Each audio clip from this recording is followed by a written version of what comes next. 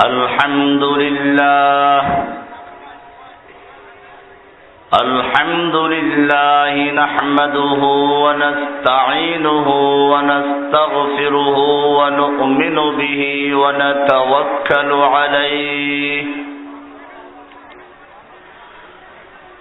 ونعوذ بالله من شرور أنفسنا ومن سيئات أعمالنا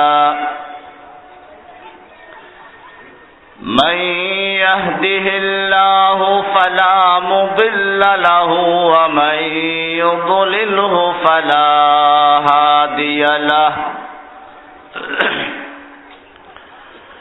وأشهد أن لا إله إلا الله وحده لا شريك له وأشهد أن محمدا عبده ورسوله صلى الله تعالى عليه وعلى آله وأصحابه أجمعين أما بعد فأعوذ بالله من الشيطان الرجيم بسم الله الرحمن الرحيم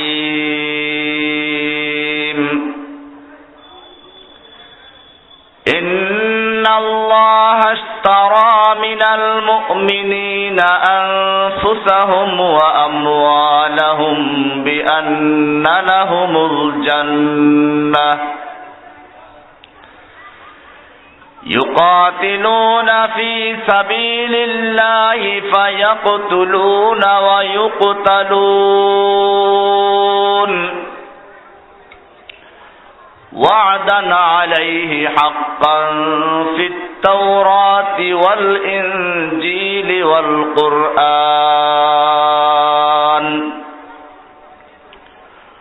ومن أوفى بعهده من الله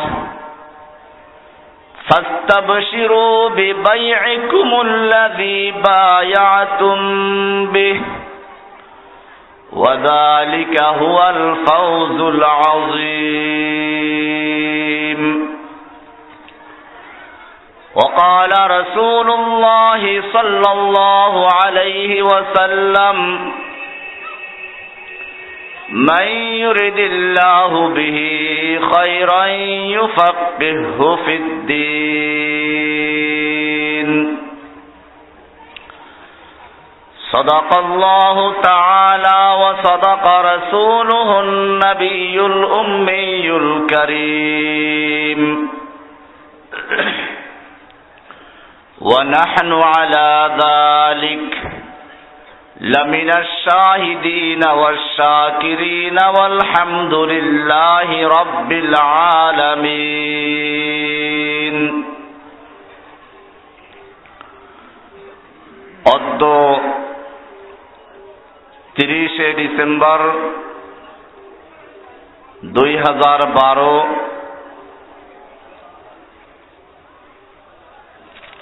রোজ রবিবার বাংলাদেশের ঐতিহ্যবাহী বিশ্বের বৃহত্তম সমুদ্র সৈকতের এলাকা কক্সবাজারের মহেশখালী উপজেলার প্রাণকেন্দ্র বড় মহেশখালী ফকিরাঘোনা মেয়াজিরপাড়া ইসলামী যুব পরিষদের উদ্যোগে আয়োজিত প্রথম ইসলামী মহাসম্মেলনের সম্মানিত সভাপতি হযরত উলামায়ে কেরাম, অত্র এলাকার বিভিন্ন স্থান থেকে আগত আমার সামনে উপস্থিত যুবক ভাইরা, পর্দার আড়ালে অবস্থানরত মা ও বোনেরা, আল্লাহ সুবহানাহু ওয়া তাআলার মহান দরবারে লাখ শুকরিয়া জ্ঞাপন করছি, যিনি আমাদেরকে এমন একটি মুহূর্তে, যখন বাংলাদেশের লক্ষ লক্ষ যুবক ইহুদি খ্রিস্টানদের কালচার 31st নাইট পালন করার জন্য এই কাছি সমুদ্র পাড়ে ভিড় করেছে, বেহায়াপনা উলঙ্গপনায় মত্ত হয়ে আছে, সেই মুহূর্তে আপনাকে আমাকে কোরআনের মাহফিলে আসার তৌফিক এনায়েত করেছেন। এজন্য জোরে সোরে বলি আলহামদুলিল্লাহ। আমরা এই মাহফিল করছি এমন একটি মুহূর্তে, যখন বিশ্বের যেদিকে তাকাই সেদিকে একটি মাত্র চিত্র, তা হলো বিশ্বের ইহুদি খ্রিস্টান হিন্দু বৌদ্ধ সব গোষ্ঠীগুলো একাত্র হয়ে মাঠে নেমেছে কিভাবে মুসলিম জাতিকে পৃথিবীর মানচিত্র থেকে নিশ্চিহ্ন করে দেওয়া যায়। আপনারা দেখেছেন, যুগ যুগ ধরে মুসলিম জাতির প্রথম কিবলা বাইতুল মুকাদ্দাস ইহুদিরা দখল করে আছে।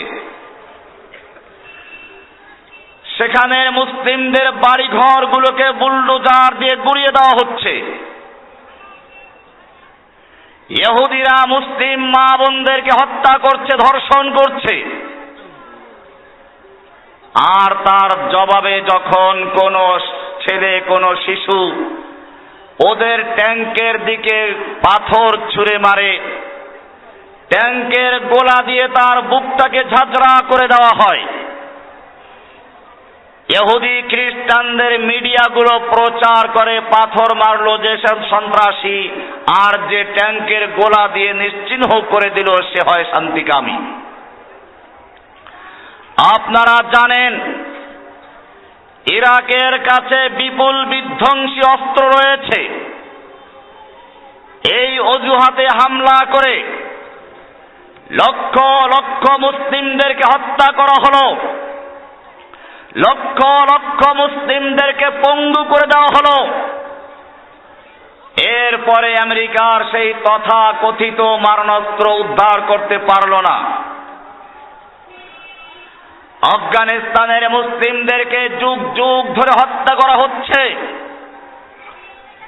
যেই পৃথিবীতে পাখির জন্য নিরাপত্তার আইন রয়েছে,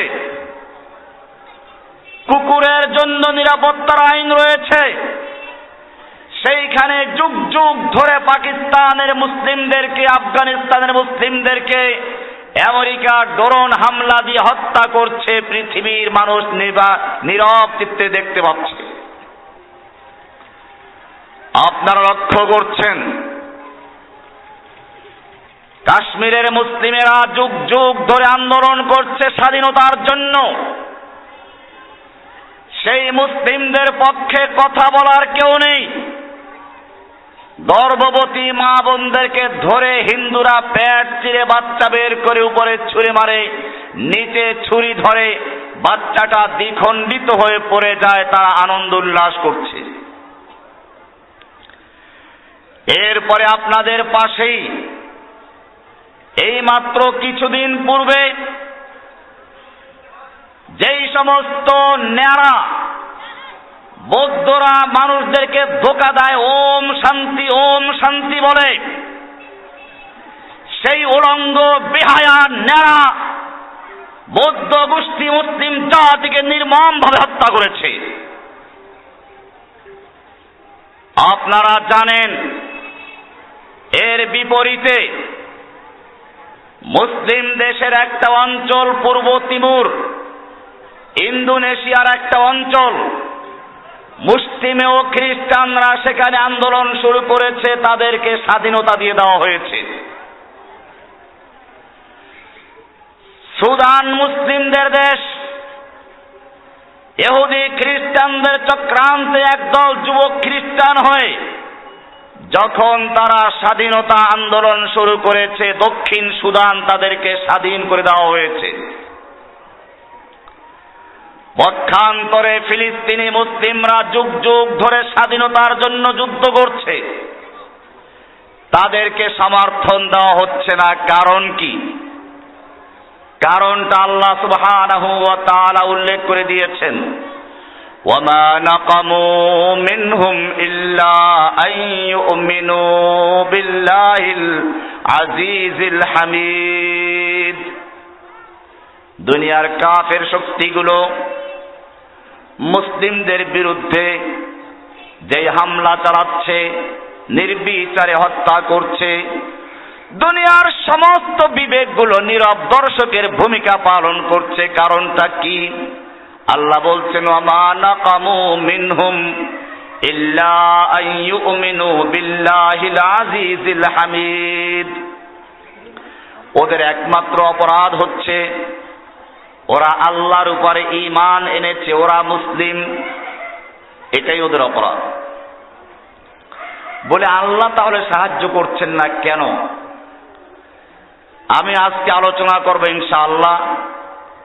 আমি যদিও এখানে নতুন, বোধহয় আমার শ্রোতা অনেক আছে সারা দুনিয়াতে। ইন্টারনেটের মাধ্যমে আজকে লক্ষ লক্ষ যুবক মুসলিম জাতির সেই হারানো চেতনা ফিরে পাচ্ছে। আজকের এখানে আলোচনা হবে মুসলিমদের অধঃপতন কেন এবং তার প্রতিকার কি। আপনারা জানেন এই মুসলিম জাতির ইতিহাস রয়েছে। আল্লাহর নবী সাল্লাল্লাহু আলাইহি ওয়াসাল্লাম মসজিদে নববীতে বসে যুদ্ধের জন্য নাম নিচ্ছেন। তৎকালীন সময়ের সুপার পাওয়ার রোম সম্রাটের বিরুদ্ধে যুদ্ধ হবে। 3 লক্ষ সৈন্য প্রস্তুত রয়েছে, তার বিরুদ্ধে যুদ্ধের প্রস্তুতি হচ্ছে। মসজিদের নববীতে বসে আল্লাহর নবী নাম নিচ্ছেন। সাহাবায়ে কেরাম একের পর এক নাম লেখাচ্ছেন। এরই মধ্যে একজন মহিলা নিজের দুধের সন্তানকে এনে পেশ করলো, বলল, ইয়া রাসূলুল্লাহি, আপনি যুদ্ধের জন্য নাম চাচ্ছেন, আমার স্বামী পূর্বে শাহাদত বরণ করেছে, আমার ভাইগুলো শহীদ হয়ে গেছে, আমার ছেলেগুলো শহীদ হয়ে গেছে, আমিও চাই এই যুদ্ধেও আমার পরিবারের কোন সদস্য অংশগ্রহণ করুক, আমি সেজন্য আমার দুধের সন্তানকে পেশ করছি। আল্লাহর নবী সাল্লাল্লাহু আলাইহি ওয়াসাল্লাম বলেছিলেন, ও আমার মহিলা সাহাবী, আমি তো যুদ্ধের জন্য নাম নিচ্ছি, আমি তো বাচ্চাদের খেলার জন্য নাম নিচ্ছি না। আমার এমন যুবকের প্রয়োজন যে তীর চালাতে পারবে, তরবারি চালাতে পারবে, ঘোড়ায় বসতে পারবে, উঠে বসতে পারবে, ঢাল ঘোরাতে পারবে। সেই যুবকের প্রয়োজন। তোমার এই শিশু কোন কাজে লাগবে? আল্লাহর নবীর সাহাবী মহিলা দু চোখের পানি ছেড়ে দিয়ে বলেছিলেন, ইয়া রাসূলুল্লাহি, আমিও জানি আমার এই শিশু তীর চালাতে পারবে না, তরবারি চালাতে পারবে না, ঘোড়ায় বসতে পারবে না, উঠে বসতে পারবে না, ঢাল ঘোরাতে পারবে না, কিন্তু আমি এটাও জানি যখন আপনাকে লক্ষ্য করে দুশমনরা তীর ছুড়ে মারবে, আপনাকে লক্ষ্য করে তরবারি আঘাত করবে, সেই মুহূর্তে আপনার সামনে আমার সন্তানকে ঢাল স্বরূপ পেতে ধরবেন, আমার সন্তান টুকরো টুকরো হবে, আপনি রক্ষা পাবেন, আমি সেজন্য দান করেছি। এর নাম ছিল আশেকে রাসূল। তারা বড় বড় সম্মেলন করেন নাই, একটু পরে আলোচনায় আসবে ইনশাআল্লাহ। আপনারা জানেন খালিদ বিন ওলীদ রাদিয়াল্লাহু তাআলা আনহু ওমর বিন খাত্তাবের যুগে আর এক সুপার পাওয়ার তৎকালীন সময়ের পারস্য সম্রাটের বিরুদ্ধে যুদ্ধে গেলেন। একদিকে মুসলিমদের সেনাপতি খালিদ বিন ওলীদ, আর একদিকে পারস্যের সম্রাটের সেনাপতি হচ্ছে রুস্তম পাহলওয়ান। লক্ষ লক্ষ সৈনিকের বিরুদ্ধে মাত্র কয়েক হাজার সৈন্য নিয়ে উপস্থিত। তারপরেও কাফেরদের কলিজায় ভয় ছিল। আপনারা জানেন, রুস্তমের গোয়েন্দারা রাত্রিবেলায় পাহারাদারি করতে গেল, গোয়েন্দাগিরি করতে গেল। রুস্তমকে রিপোর্ট করলো মুসলিম জাতির বিরুদ্ধে যুদ্ধ করার কোনো প্রয়োজন নেই, ওরা ভয়ে ক্রন্দন করছে।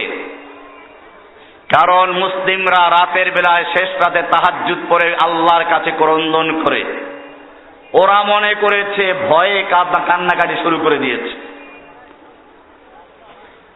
এজন্য রুস্তম পাহলওয়ান তারপরেও 1 লক্ষ সৈন্য নিয়ে মাঠে অবতীর্ণ হলো। যুদ্ধ যখন শুরু হয়ে গেল, যেই লোকগুলো সম্পর্কে শুনেছিল তারা ভীত, তারা ভয়ে কান্নাকাটি করছে, সেই এক একজন মুসলিম সেনা ওদের হাজার হাজার সৈন্যকে জাহান্নামে নিক্ষেপ করছে, হত্যা করছে। রুস্তম যুদ্ধ বন্ধ করতে বলল।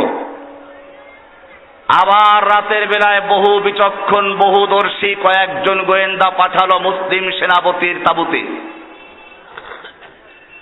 এবারেও গিয়ে দেখে তারা কান্নাকাটি করছে। এবারে কান্নাকাটির আসল কারণ কি তা উদ্ঘাটন করার চেষ্টা চলল।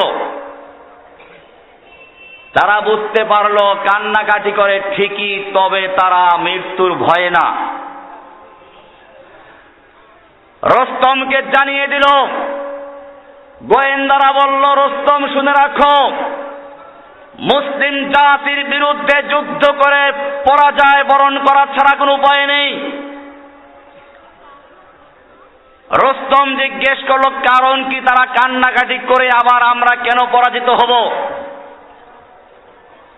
গোয়েন্দারা বলল, তারা কান্নাকাটি করে ঠিকই, তবে আমাদের ভয়ে না, মৃত্যুর ভয়ে ক্রন্দন করে না, বরং তোমার সৈনিকদের কাছে সুন্দরী যুবতী আর মদের পেয়ালা যত বেশি প্রিয়, মুসলিম সেনাদের মনের ভিতরে আল্লাহর রাস্তায় জীবন দেওয়া তার চেয়ে অনেক বেশি প্রিয়। এমনি ভাবে মসজিদে নববীর সেই গোয়েন্দারাও গিয়ে রোম সম্রাটকে জানিয়ে দিল, মুসলিমদের বিরুদ্ধে যুদ্ধ করে বিজয় লাভ করার স্বপ্ন দেখো না। রোম সম্রাট জিজ্ঞেস করলেন, ব্যাপার কি, মুসলিমদের সৈন্য কি আমাদের চেয়েও বেশি? বলেন, না, তাদের সৈন্য তো আমাদের চেয়ে অনেক কম। তাহলে কি তাদের গায়ে শক্তি বেশি? বলেন, না, তারা সব জীর্ণ শীর্ণ শুকনো রুটি আর খেজুর খায়। বলে, তাহলে কি ওদের অস্ত্র বেশি? বলে, না, অস্ত্র ওদের কাছে নেই। রোমের সম্রাট রাগ করলো, অস্ত্র আমাদের বেশি, সৈনিক আমাদের বেশি, শক্তি আমার সৈনিকদের গায়ে বেশি, তারপরেও কেন আমাকে ভয় দেখানো হচ্ছে? রোমের গোয়েন্দারা রোম সম্রাটকেও জানিয়ে দিয়েছিল, ওহে রোমের সম্রাট, জেনে রাখো, হতে পারে অস্ত্র তোমার কাছে বেশি, সৈনিক তোমার বেশি, শক্তি তোমার সৈনিকদের গায়ে বেশি, কিন্তু জেনে রাখো, তোমার সৈনিকরা মৃত্যুকে যত বেশি ভয় করে, মুহাম্মাদের সৈনিকেরা আল্লাহর রাস্তায় জীবন দেওয়া তা ততোধিক বেশি মহব্বত করে, ভালোবাসে। আপনারা জানেন, উহুদের যুদ্ধ চলছে। যুবক এসে বলছে, ইয়া রাসূলুল্লাহ, এই আমার যৌবন, এ আমার বাহু, এ আমার সুন্দর চেহারা, আমি যদি আল্লাহর রাস্তায় যুদ্ধ করে শহীদ হয়ে যাই, আল্লাহ আমাকে কি পুরস্কার দিবেন? আল্লাহর রাসূল সাল্লাল্লাহু আলাইহি ওয়াসাল্লাম বললেন, জান্নাত। ইন্নাল্লাহা ইশতারা মিনাল মুমিনিন,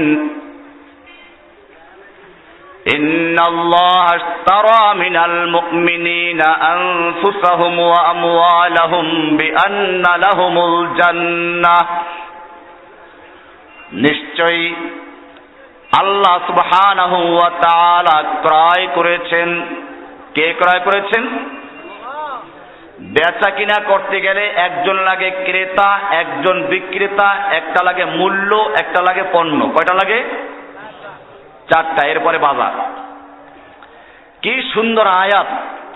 ওলামায়ে কেরাম খেয়াল করুন, ক্রেতা হচ্ছেন আল্লাহ। ক্রেতাকে ইন্নাল্লাহা আশতারা মিনাল মুমিনিন, নিশ্চয়ই আল্লাহ সুবহানাহু ওয়া তাআলা ক্রয় করেছেন, খরিদ করেছেন। কে খরিদ করেছেন? কাদের থেকে? বিক্রেতা কারা? মিনাল মুমিনিন, মুমিনদের থেকে ক্রয় করেছেন। বিক্রেতা হচ্ছেন কে? ক্রেতাকে মুমিন। এবারে কি ক্রয় করছেন? ইন্নাল্লাহা আশতারা মিনাল মুমিনিনা আনফুসাহুম ওয়া আমওয়ালাহুম বিআন্না লাহুমুল জান্নাহ, মুমিনদের থেকে তাদের জান এবং মাল ক্রয় করেছেন। পণ্য পাওয়া গেল। পণ্য হচ্ছে মুমিনদের জান এবং মাল। কিসের বিনিময়ে? বিআন্না লাহুমুল জান্নাহ, জান্নাতের বিনিময়ে ক্রয় করেছেন। কিসের বিনিময়ে? কি সুন্দর জান্নাত! সাহাবীকে আল্লাহর নবী জানিয়ে দিলেন জান্নাত পেয়ে যাবে। সাহাবী বললেন বাবা, শক্তিও তো প্রয়োজন। কয়েকটা খেজুর বের করলেন, কয়েকটা খেজুর খেয়ে বাকিগুলো ছুঁড়ে মারলেন, আর বললেন এতগুলো খেজুর খেতে গেলে আমার জান্নাতে যেতে অনেক দেরি হয়ে যাবে। তরবারি নিয়ে যুদ্ধের ময়দানে ঝাঁপিয়ে পড়লেন। পূর্ণিমার চাঁদ যেরকম ভাবে কালো মেঘের ভিতরে ঢুকে যায়, এই সুদর্শন যুবক তেমনি ভাবে যুদ্ধ করতে করতে কাফেরদের ভিড়ের মধ্যে ঢুকে গেলেন। সাহাবায়ে কেরাম ডাক দিলেন, ও যুবক, তুমি তো কাফেরদের ভিতরে ঢুকে পড়েছো, এদিকে আমাদের দিকে ফিরে আসো। যুবক তাকালো, ঠোঁটে মুচকি হাসি, চেহারায় রক্ত, আর বলছো আমার ভাইয়েরা, তোমাদেরকে আমি বিদায় জানাচ্ছি, আমাকে বাধা দিও না। আমি উহুদের পাহাড়ের দিক থেকে আল্লাহর জান্নাতের সুগন্ধ নাকের ভিতরে পাচ্ছি। ইন্নাল্লাহা আশতারা মিনাল মুমিনিন, আল্লাহ রাব্বুল আলামিন মুমিনদের থেকে ক্রয় করেছেন। কে ক্রয় করেছেন?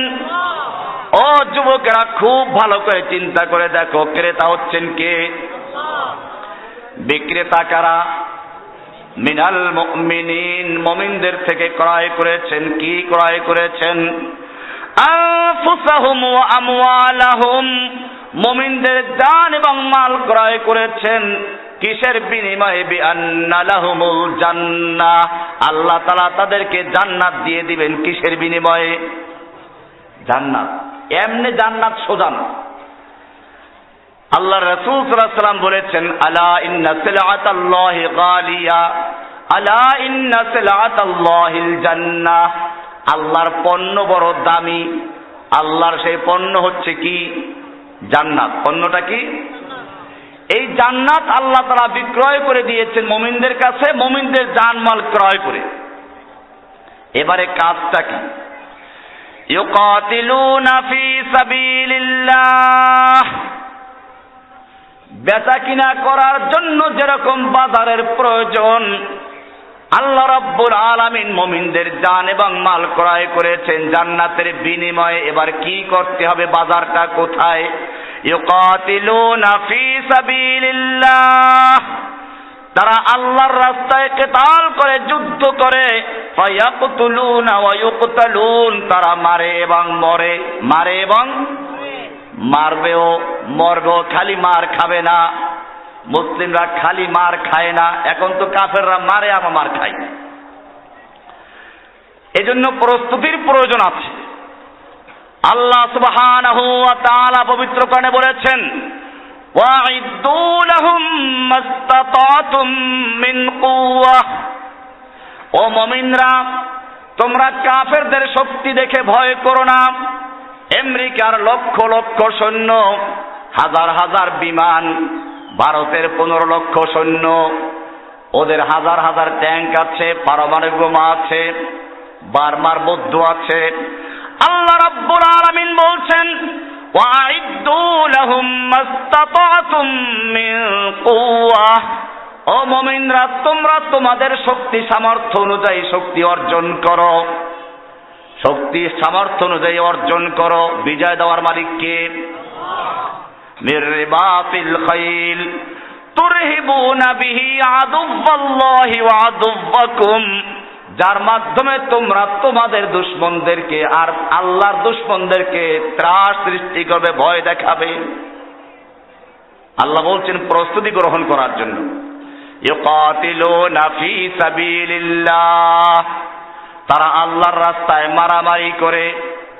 ফায়াকতুলুনা ওয়া ইউকতালুন, তারা মারে আর মরে, মারে আর।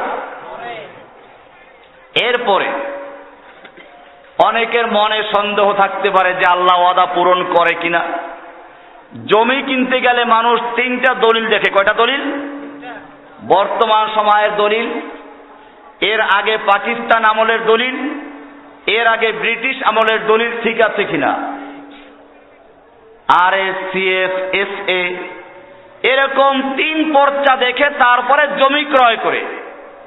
আল্লাহ রাব্বুল আলামিন এখানে 3টা দলিল দিয়েছেন, কোরআন খুলে দেখুন। ওয়াদান আলাইহি হাক্কান ফিত তাওরাতি ওয়াল ইনজিলি ওয়াল কুরআন, ওয়াদান আলাইহি, যদি আল্লাহর রাস্তায় জীবন বিলিয়ে দিতে পারো, আল্লাহর রাস্তায় যদি কিতাল করে জীবন কুরবান করতে পারো, আল্লাহ জান্নাত দেওয়ার ওয়াদা করেছেন। ওয়াদান আলাইহি হাক্কান ফিত তাওরাতি ওয়াল ইনজিলি ওয়াল কুরআন, কোরআন হলো আমাদের বর্তমান সময়ের, আর এর আগে হচ্ছে ইনজিল, এর আগে তাওরাত। আল্লাহ রাব্বুল আলামিন এই 3 যুগের কিতাব উল্লেখ করে বলেছেন, ওয়াদান আলাইহি হাক্কান ফিত তাওরাতি ওয়াল কুরআন ইনজিলি ওয়াল কুরআন। আল্লাহ এই ওয়াদা করেছেন তাওরাতে, এই ওয়াদা করেছেন ইনজিলে, এই ওয়াদা করেছেন কোরআনে। এরপরে আল্লাহ বলছেন, ওয়ামান আওফা বিআহদিহি মিনাল্লাহ। ও যুবকেরা, তোমরা চিন্তা করতে পারো আল্লাহ ওয়াদা পূরণ করে কিনা। আল্লাহ বলছেন, ওয়ামান আওফা বিআহদিহি মিনাল্লাহ, আল্লাহর চেয়ে বেশি ওয়াদা পূরণকারী আর কে হতে পারে। ফাস্তাবশিরু বিবাইইকুমুল্লাযী বায়াতুম বিহ, তোমরা আল্লাহর সঙ্গে যে ব্যবসা করেছো, যে বেচা কিনা করেছো, ঠকো নাই। আল্লাহ ক্রয় করেছেন তোমার জান, তোমার জান মাল ক্রয় করেছেন কে? তুমি বিক্রয় করে দিয়ে ঠকো নাই। আল্লাহ বলছেন, ফাস্তাবশিরু বিবাইইকুমুল্লাযী বায়াতুম বিহ ওয়াযালিকা হুয়াল ফাওজুল আযীম, এটাই হচ্ছে মহান বিজয়। আজকে মুসলিম জাতি এই সবক ভুলে গেছে। সূরা তওবার 111 নম্বর আয়াত, আমি শুরুতেই এই আয়াতটা তেলাওয়াত করেছিলাম। এই আয়াতের মাধ্যমে আমাদেরকে আল্লাহ সুবহানাহু ওয়া তাআলা পরিষ্কার করে দিয়েছেন মুসলিমীয় সাহাবায়ে কেরামদেরকে কেন কুফাররা ভয় করত। একদিকে তারা রাতের বেলায় তাহাজ্জুদ পড়তেন, আর একদিকে দিনের বেলায় যুদ্ধ করতেন। রুস্তমকে গোয়েন্দারা যখন জানালো, রুস্তম জিজ্ঞেস করেছিল তাহলে কান্নাকাটি করে কি জন্য?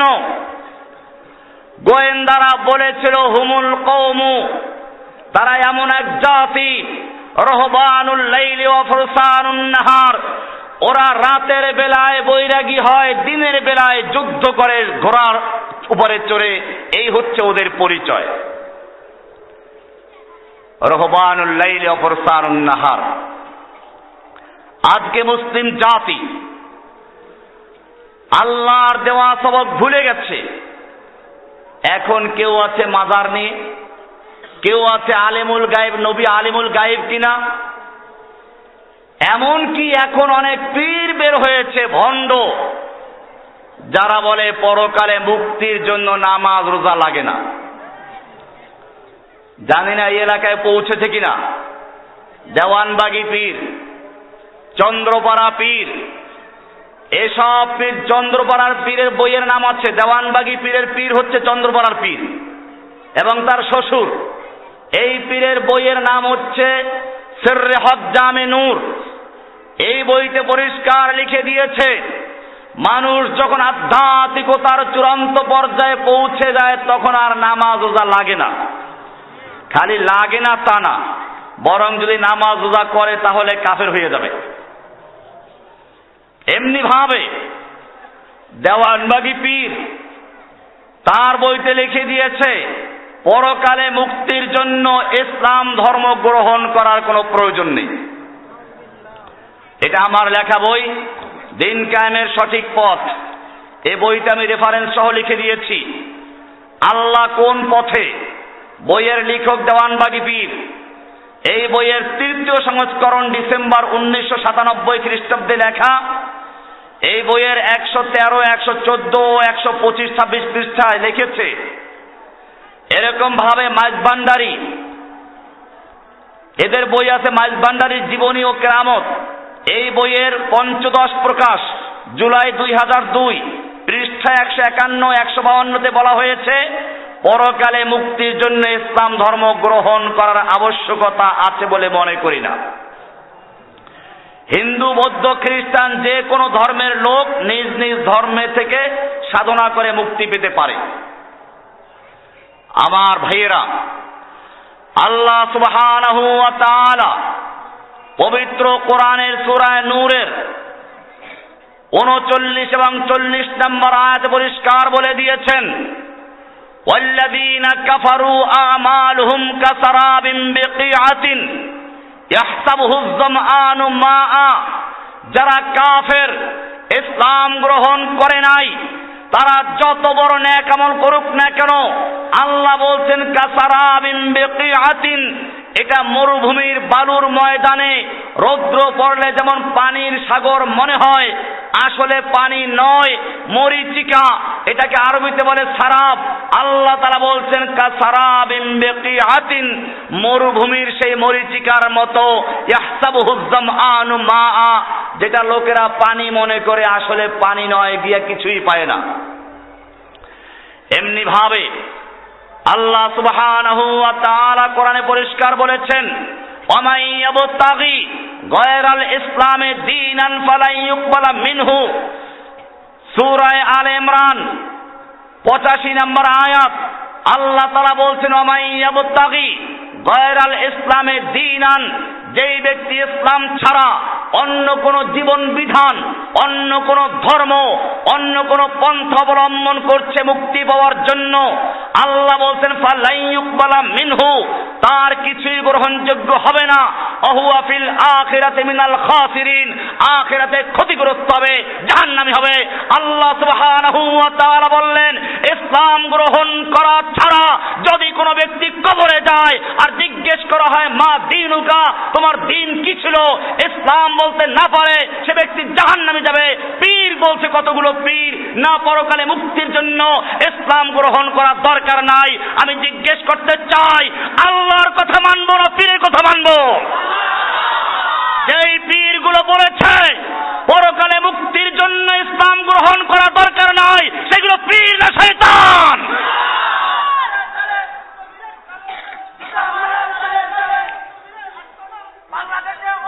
ভাইরা আমার, আপনারা জানেন আল্লাহর নবী সাল্লাল্লাহু আলাইহি ওয়াসাল্লাম যখন মৃত্যু রোগে আক্রান্ত, মসজিদে যাওয়ার মতো ক্ষমতা নেই, দুজন সাহাবীর কাঁধে ভর দিয়ে মসজিদে গেছেন। এশার সালাতের আযান হয়ে গেছে, সাহাবায়ে কেরাম অপেক্ষা করছেন। আল্লাহর নবী মৃত্যু রোগে আক্রান্ত, মসজিদে যাওয়ার মতো ক্ষমতা নেই। এরপরে একবার বেহুশ হচ্ছেন, একবার হুঁশে আসছেন। সাহাবায়ে কেরামদের জিজ্ঞেস করলেন, ও আমার সাহাবীরা, এশার জামাত কি হয়ে গেছে? সাহাবায়ে কেরাম বললেন, ইয়ান্তাজিরুনাকা ইয়া রাসূলুল্লাহ, হে আল্লাহর নবী, আপনার জন্য সাহাবায়ে কেরাম অপেক্ষা করছেন, আপনি গেলে পরে জামাত দাঁড়াবে।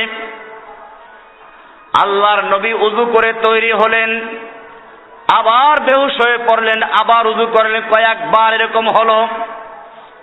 শেষ পর্যন্ত বললেন, মুরু আবা বকরিন ইউসাল্লি বিন নাস, আবু বকরকে বলো সেজন্য লোকদের ইমামতি শুরু করে দেয়। আবু বকর সিদ্দিক রাদিয়াল্লাহু তাআলা আনহু ইমামতি শুরু করলেন। এরপরে আল্লাহর নবী একটু সুস্থ হলেন, উযু করলেন। বুখারীর কিতাবুস সালাত এবং অন্য কয়েক জায়গায় আছে, আল্লাহর নবী সাল্লাল্লাহু আলাইহি ওয়াসাল্লাম দুইজন সাহাবীকে ডাক দিলেন। দুইজন সাহাবীর কাঁধে ভর দিয়ে মসজিদের জামাতে অংশগ্রহণ করলেন। বুখারীর হাদিসে বলা হয়েছে, ওয়ারিজলাহু তাখুত্তানি বিল আরদে, আল্লাহর নবীর পা দুটো জমিনের সঙ্গে হেঁচড়ে হেঁচড়ে যাচ্ছিল। যে বলেন সুবহানাল্লাহ। যেই নবী সম্পর্কে আল্লাহ বলেছেন, লিয়াগফির লাকাল্লাহু মা তাকাদ্দামা মিন যামবিকা মা তাআখারা, হে নবী, আল্লাহ তাআলা আপনার আগের পিছের সমস্ত গুনাহ ক্ষমা করে দিয়েছেন। যেই নবীর আগের পিছের সমস্ত গুনাহ ক্ষমা করা ছিল, সেই নবী মৃত্যু রোগে আক্রান্ত অবস্থায়ও দুজন সাহাবীর কাঁধে ভর দিয়ে জামাতে অংশগ্রহণ করেছেন। এরপরে যদি কোনো পীর বলে আল্লাহর ওলিদের জন্য ইবাদত লাগে না, সেই ব্যক্তি পীর না শয়তান? আল্লাহর ওলি না শয়তানের ওলি? এই শয়তানের ওলি ময়দানে নেমেছে অনেক। এরা নিজেদেরকে পরিচয় দেয় আশিকে রাসূল। এই সমস্ত আশিক নবী সাহাবীদের কারো নামের সঙ্গে আশিকে রাসূল আছে? একটু আগে আমি আলোচনা করেছি, সাহাবায়ে কেরাম যুদ্ধের ময়দানে আল্লাহর নবীর সামনে নিজেকে ঢাল পেতে দিতেন। সাহাবায়ে কেরাম যুদ্ধ করে নিজের জান মাল সব কিছু ত্যাগ করেছেন। সেই সাহাবীদের কারো নামের সঙ্গে আশিকে রাসূল যুক্ত করেন নাই। আর আল্লাহর নবীর দ্বীন যখন ধ্বংস হচ্ছে, ইহুদি খ্রিস্টান যখন মুসলিমদেরকে ধর্ষণ করছে, হত্যা করছে, সেই মুহূর্তে নিজেরা খেয়ে খেয়ে মোটা হচ্ছে আর আরামে থেকে বলে আশিকে রাসূল। আমার ভাইয়েরা, আপনারা জানেন এই লোকগুলোর আর একটা বড় ব্যবসা আছে, কবর ব্যবসা। বাংলাদেশে দেখবেন কি সুন্দর সুন্দর মাজার তৈরি করে, চট্টগ্রামে তো অভাব নেই। আল্লাহ সুবহানাহু ওয়া তাআলা যতগুলো নামাজ ফরজ করেছেন, সব নামাজে রুকু সেজদা আছে। ফজরের নামাজ পড়ো, রুকু সেজদা করো। যোহরের নামাজ পড়ো, রুকু সেজদা করো। আসরের নামাজ পড়ো, রুকু সেজদা করো। জুমার নামাজ পড়ো, রুকু সেজদা করো। ঈদের নামাজ পড়বে, রুকু সেজদা করবে। যত রকমের নামাজ রয়েছে সব নামাজে রুকু সেজদা করতে হবে, না করলে তোর নামাজ হবে না। কিন্তু খবরদার, নামাজটা যদি জানাজার নামাজ হয় রুকু করতে পারবি না, সেজদাও করতে পারবি না। আছে নাকি? না মহেশখালীর লোকেরা জানাজার নামাজও রুকু সেজদা করে? কোনটা? চট্টগ্রামে, মক্কা মদিনায় জানাজার নামাজ যত বড় বুজুর্গ আর পীরের হোক না কেন, তুই রুকু করতে পারবি না, সেজদাও করতে পারবি না। জানাজার নামাজ যদি বাবা আদমেরও হয় রুকু সেজদা করতে পারবি না। জানাজার নামাজ যদি আবু বকর সিদ্দিক, ওমর ইবনে খাত্তাব, আলী রাদিয়াল্লাহু তাআলা আনহুম, এদের কারো হয় রুকু সেজদা করা যাবে? জানাজার নামাজ নিজামউদ্দিন আউলিয়ার হোক না কেন রুকু সেজদা করতে পারবি না। জানাজার নামাজ খাজা মঈনুদ্দিন চিশতির হোক না কেন রুকু সেজদা করতে পারবি না। জানাজার নামাজ শাহজালাল রহমতের হোক না কেন রুকু সেজদা করতে পারবি না। জানাজার নামাজ তোর মাঝ ভান্ডারী হোক না কেন রুকু সেজদা করতে পারবি না। কারণটা কি? কারণ হচ্ছে জানাজার নামাজের সামনে লাশ আছে, লাশ। অন্য কোন নামাজের সামনে লাশ নাই, সেজন্য রুকু সেজদা করা ফরজ।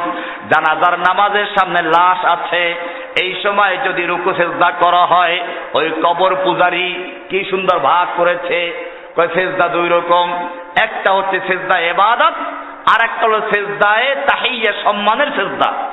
ইবাদতের সেজদা আল্লাহর জন্য, আর সম্মানের সেজদা পীরকে করা যাবে, শিক্ষককে করা যাবে, স্বামীকে করা যাবে, এরকম ভাগ করে দিয়েছে। আপনার এদের বইগুলোতে পরিষ্কার লেখা আছে, আমার এখানে দলিল সহ লিখেছি আমি, এই বইটা আমার লেখা বই, এটার মধ্যেও আছে, আর কিছু আছে এটার ভিতরে, কিতাবুল আকায়েদ। এদের বইয়ের পৃষ্ঠা নাম্বার উল্লেখ করে করে সব লেখা হয়েছে। আকীদার ক্ষেত্রে গন্ডগোল থাকলে ওই মুসলিমদেরকে আল্লাহ সাহায্য করবেন না। আজকে মুসলিম জাতি কেউ মাজার পূজা করে, কেউ খাজা বাবা, গাজা বাবা, ল্যাংটা বাবা, পীর বাবা, কত বাবা। কোন মাজারের পাশে গজার মাছ, কোন জায়গায় কচ্ছপ, কোন জায়গায় কুমির। আমি হজের সময় সৌদি আরবে একটা মাহফিলে বয়ান করছিলাম আরবদের সামনে, আরবিতে বয়ান চলতেছিল। যুবকরা যখন শুনলো, মক্কার যুবকেরা, যে মুসলিম জাতি এখন মাজারের কাছে গজার মাছ পালে, কুমির পালে, কচ্ছপ পালে, আর মনে করে এর মধ্যে খাওয়াইলে বরকত চলবে, তারা আফসোস করলো। কারণ তারা এগুলো কল্পনাও করতে পারে না, মক্কা মদিনায় মাজার ব্যবসা নাই। আপনারা যান, আমি বলছিলাম এই সেজদাকে দুইটা ভাগ করেছে। হাদিস পড়ুন, আল্লাহর নবীকে সাহাবায়ে কেরাম জিজ্ঞেস করেন, ইয়া রাসূলুল্লাহ, রোম পারস্যের সম্রাটেরা ওদের বড় বড় নেতাদেরকে সেজদা করে, আপনি তো উভয় জগতের বাদশা, আপনি সেজদা পাওয়ার উপযুক্ত সবচেয়ে বেশি, আমরা আপনাকে সেজদা করব কি? আল্লাহর নবী কি উত্তর দিয়েছিলেন? দলিল সহ বইতে লেখা আছে, হাদিসের কিতাব খুলে দেখবেন। আল্লাহর নবী সাল্লাল্লাহু আলাইহি ওয়াসাল্লাম বলেছেন, আল্লাহ ছাড়া যদি কাউকে সেজদা করতে অনুমতি দেওয়া হতো, গায়রুল্লাহর নামে, আল্লাহ ছাড়া কারো নামে যদি সেজদা করা জায়েজ হতো, আমি তাহলে মেয়ে লোকদেরকে বলতাম স্বামীকে সেজদা করার জন্য। কিন্তু যেহেতু আল্লাহ ছাড়া কারো জন্য সেজদা করা জায়েজ নেই, তাই কোন মেয়ে লোক তার স্বামীকে সেজদা করতে পারবে না, এবং কোন উম্মত আমাকেও সেজদা করতে পারবে না। আল্লাহর নবীকে যখন সেজদা করতে পারলো না, আল্লাহর নবীকে যখন সেজদা করা জায়েজ হলো না, এরপরে যারা পীরের পায়ে সেজদা করা, মাজারে সেজদা করাকে জায়েজ বলে, সেই লোকগুলো কি আল্লাহর ওলি, শয়তানের ওলি? কারে শয়তানি কুনি নামত ওলি, কারে শয়তানি কুনি নামত ওলি, দর ওলি ইনস্তলানত বর ওলি। শয়তানের কাজ করো আর নাম দেয় আল্লাহর ওলি, আশিকে রাসূল। ভাইয়েরা আমার, আজকের এই সমাজে আকীদার ব্যাপারে গন্ডগোল আছে। এইরকম মুশরিক মার্কা শিরকি আকীদা থাকলে তাদেরকে আল্লাহ সাহায্য করেন না। আমি আমার বক্তব্যের দ্বিতীয় অংশ, কেন সাহায্য আসছে না, আল্লাহ তাআলা বলছেন কোরআনের সূরা বাকারার 8 নম্বর আয়াতে, ওমিনান নাসি মান ইয়াকুলু আমান্না বিল্লাহি ওয়া বিল ইয়াউমিল আখির ওয়া মা হুম বিমুমিনিন। আল্লাহ রাব্বুল আলামিন বলেন, মানুষের মধ্যে অনেক মানুষ আছে এরকম, যারা বলে আমরা আল্লাহকে বিশ্বাস করি, পরকালে বিশ্বাস করি, আমরা পাক্কা মুমিন। আল্লাহ রাব্বুল আলামিন বলেন, ওয়া মা হুম বিমুমিনিন, খবরদার খবরদার, এই লোকগুলো মুমিন নয়। এরা কি তাহলে? এরা কি? এরা মুনাফিক। এরা কি? কথা বলতে গেলে অনেক বিষয় চলে আসে। কোরআনটাকে পড়বেন, সূরা বাকারার প্রথম 5টা আয়াত মুমিন মুত্তাকিনদের পরিচয়, হুদাল্লিল মুত্তাকিন আল্লাযীনা ইউমিনুনা বিল গায়ব। এখান থেকে 5টা আয়াত কাদের পরিচয়? মুমিনদের পরিচয়, মুত্তাকিনদের পরিচয়। এরপরে দুইটা আয়াত হচ্ছে মুমিনদের বিপরীত কাফেরদের পরিচয়, ইন্নাল্লাযীনা কাফারু সাওয়াউন আলাইহিম। এখান থেকে দুইটা আয়াত হচ্ছে কাফেরদের পরিচয়। কয়টা গেল? 5টা আয়াত মুমিনদের জন্য, 2টা আয়াত কাফেরদের জন্য। এরপরে কি? এরপরে শুরু হলো তৃতীয় আর এক প্রকার মানুষ, যেই লোকগুলো বাহ্যিকভাবে মুসলিম, অন্তরে কাফের। আন্তরে কি? আল্লাহ রাব্বুল আলামিন এই মুনাফিকদের জন্য একটা নয়, দুটো নয়, 13টা আয়াত নাজিল করেছেন। শুরু হলো সূরা বাকারার 8 নম্বর আয়াত থেকে, ওয়ামিনান নাস মান ইয়াকুলু আমান্না বিল্লাহি ওয়া বিল ইয়াউমিল আখির। মানুষের মধ্যে অনেক মানুষ রয়েছে এমন যারা বলে আমরা পরকালে বিশ্বাস করি, আল্লাহ বিশ্বাস করি, আমরা মুমিন, সব দাবি করে মুমিন। আল্লাহ বলছেন ওমা হুম বিমুমিনিন, এই লোকগুলো মুমিন নয়, এরা মুনাফিক। এরা কি? আল্লাহ রাব্বুল আলামিন আরো ক্লিয়ার করে বলেছেন সূরা ইউসুফ 106 নম্বর আয়াত। আল্লাহ বলছেন ওয়ামা ইউমিনু আকসারুহুম বিল্লাহি ইল্লা ওয়া হুম মুশরিকুন। বেশিরভাগ লোক ইমানদার ঠিকই, ইমানের দাবি করে ঠিক, কিন্তু ওয়াহুম মুশরিকুন, শিরক যুক্ত অবস্থায়। বেশিরভাগ লোক ঈমান আনা সত্ত্বেও কি? মুশরিক। সূরা ইউসুফের 106 নম্বর আয়াত মিলে দেখবেন, না মিলে আমাকে ধরবেন, কোরআন মিলাবেন। ওয়ামা ইউমিনু আকসারুহুম বিল্লাহি ইল্লা ওয়া হুম মুশরিকুন। বেশিরভাগ লোক ঈমান আনা সত্ত্বেও মুশরিক। এই মুশরিক গুলো কারা? যারা আল্লাহর পরিবর্তে গায়রুল্লাহ নামে পশু জবাই করে। এরা কি? আল্লাহর নামে যদি পশু জবাই করা হয় ইবাদত, কোরবানি করি কার নামে? সাদাকা দেই কার নামে? আকিকা দেই কার নামে? আল্লাহর নামে কোরবানি করলে, পশু জবাই করলে, সাদাকা দিলে, আকিকা দিলে যদি আল্লাহর ইবাদত হয়, এই পশু যদি কোনো মাজারের নামে জবাই করা হয় তাহলে কার ইবাদত? মাজারওয়ালার ইবাদত হয়। ইবাদত করব কার জন্য? সেই ইবাদত যদি অন্য কারো জন্য করা হয় তাহলে এটার নাম কি? শিরক। এটার নাম কি? মান্যত করব কার জন্য? আল্লাহর জন্য। আল্লাহর জন্য মান্যত করলে আল্লাহর ইবাদত হয়। পীরের নামে মান্যত করলে কার ইবাদত হয়? মাজারের নামে মান্যত করলে কার ইবাদত হয়? আল্লাহ রাব্বুল আলামিন জানিয়ে দিচ্ছেন ওমা খালাকতুল জিন্না ওয়াল ইনসা ইল্লা লিয়াবুদুন। আমি মানব জাতিকে এবং জিন জাতিকে সৃষ্টি করেছি শুধুমাত্র আমার গোলামি করার জন্য, আমার ইবাদত করার জন্য। এখন যদি অন্যের ইবাদত করে আমি তাদেরকে সাহায্য করি না, আল্লাহর সাহায্য আসবে কাদের জন্য? মুমিনদের জন্য। কাদের জন্য? আল্লাহ কোরআনে ওয়াদা করেছেন ওয়ালা তাহিনু ওয়ালা তাহজানু ওয়া আনতুমুল আ'লাউনা ইন কুনতুম মুমিনিন। ওয়ালা তাহিনু ওয়ালা তাহজানু, তোমাদের কোনো ভয় নেই, কোনো চিন্তার কারণ নেই। দুনিয়াতে কাফেরদের শক্তি যত বেশি হোক না কেন, তোমাদের কোনো ভয় নেই। ওয়ালা তাহজানু, তোমাদের কোনো চিন্তার কারণ নেই তোমাদের পরে কি হবে, সন্তান কি খাবে, মা বাপ কি খাবে। ওয়ালা তাহিনু ওয়ালা তাহজানু ওয়া আনতুমুল আ'লাউনা ইন কুনতুম মুমিনিন। তোমরাই থাকবে বিজয়ী, তোমরাই থাকবে উচ্চ আসনে। ইন কুনতুম মুমিনিন, সত্যিকার কি হইতে পারো? মুমিন হতে পারো। কি হতে পারো? আমরা কেমন মুমিন?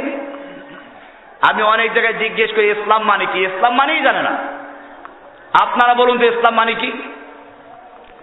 আমার লেকচার যাদের মোবাইলে আছে তারা বাদে যারা নতুন আমাকে দেখতে পাচ্ছেন বা আমার কথা শুনতে পাচ্ছেন, আমি তাদেরকে জিজ্ঞেস করছি আমার সামনে যারা বসা, ইসলাম মানে কি? শান্তি। অনেকে ভয় পড়ে, কারণ যেমন জিজ্ঞেস করতে নিশ্চয় অন্য কিছু হবে। ইসলাম মানে শান্তি। এটা আরবি, ইংরেজি, অন্য কোন ডিকশনারি কোনো কিচ্ছুতে নাই।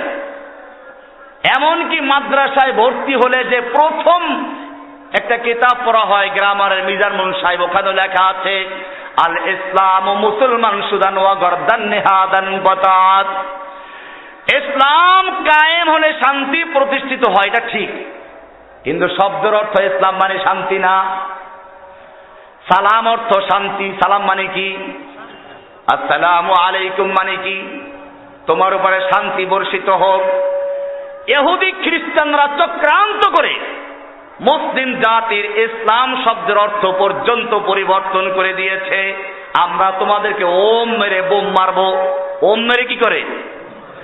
মুখে বলে ওম, মারে বোম, আর তোমরা শান্তিতে ঘুমিয়ে থাকবে। ইসলাম শান্তির ধর্ম। এই যুবক ভাইরা, তোমাদেরকে বলছি, খুব ভালো করে পড়াশোনা করো, কোরআন গবেষণা করে দেখো ইসলাম মানে কি। আল্লাহ তাআলা জানিয়ে দিচ্ছেন ইসলাম মানে কি। সূরা বাকারা 2 নম্বর সূরার 131 নম্বর আয়াত খুলে দেখো। আল্লাহ তাআলা ইব্রাহিম আলাইহিস সালামকে বলছেন, ইয ক্বালা লাহু রাব্বুহু আসলিম। আল্লাহ রাব্বুল আলামিন ইব্রাহিম আলাইহিস সালাতু ওয়াস সালামকে জানিয়ে দিলেন আসলিম, ইব্রাহিম তুমি ইসলাম কবুল করো, মুসলিম হও।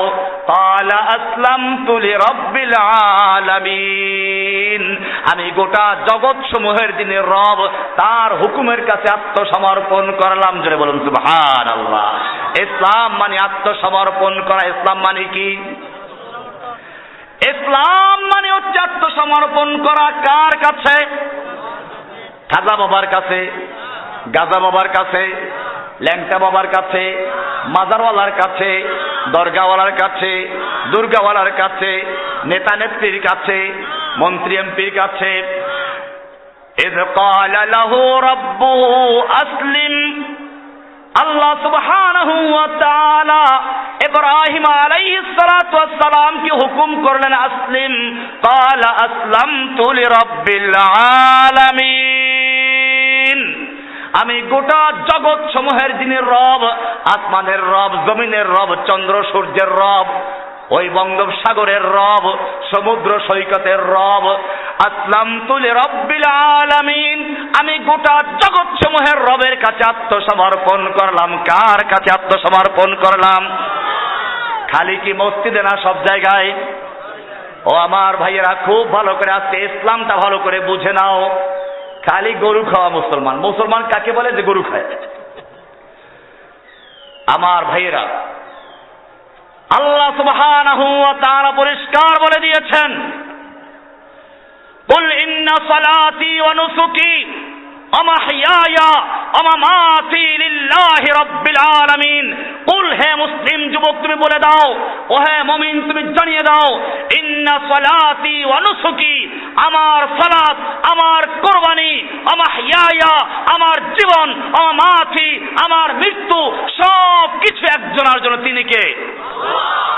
লিল্লাহি রাব্বিল আলামিন, গোটা জগৎ সমূহের যিনি রব, সেই মহান রবের জন্য। সব কিছু কার জন্য? এইরকম যারা আল্লাহর হুকুম মানে তাকে বলা হয় মুসলিম। তাকে বলে কি? ইসলাম অর্থ কি? এখনো কে শান্তি? আরে এখন কি বললাম? ইসলাম অর্থ কি? ইসলাম মানে আত্মসমর্পণ করা। কার কাছে?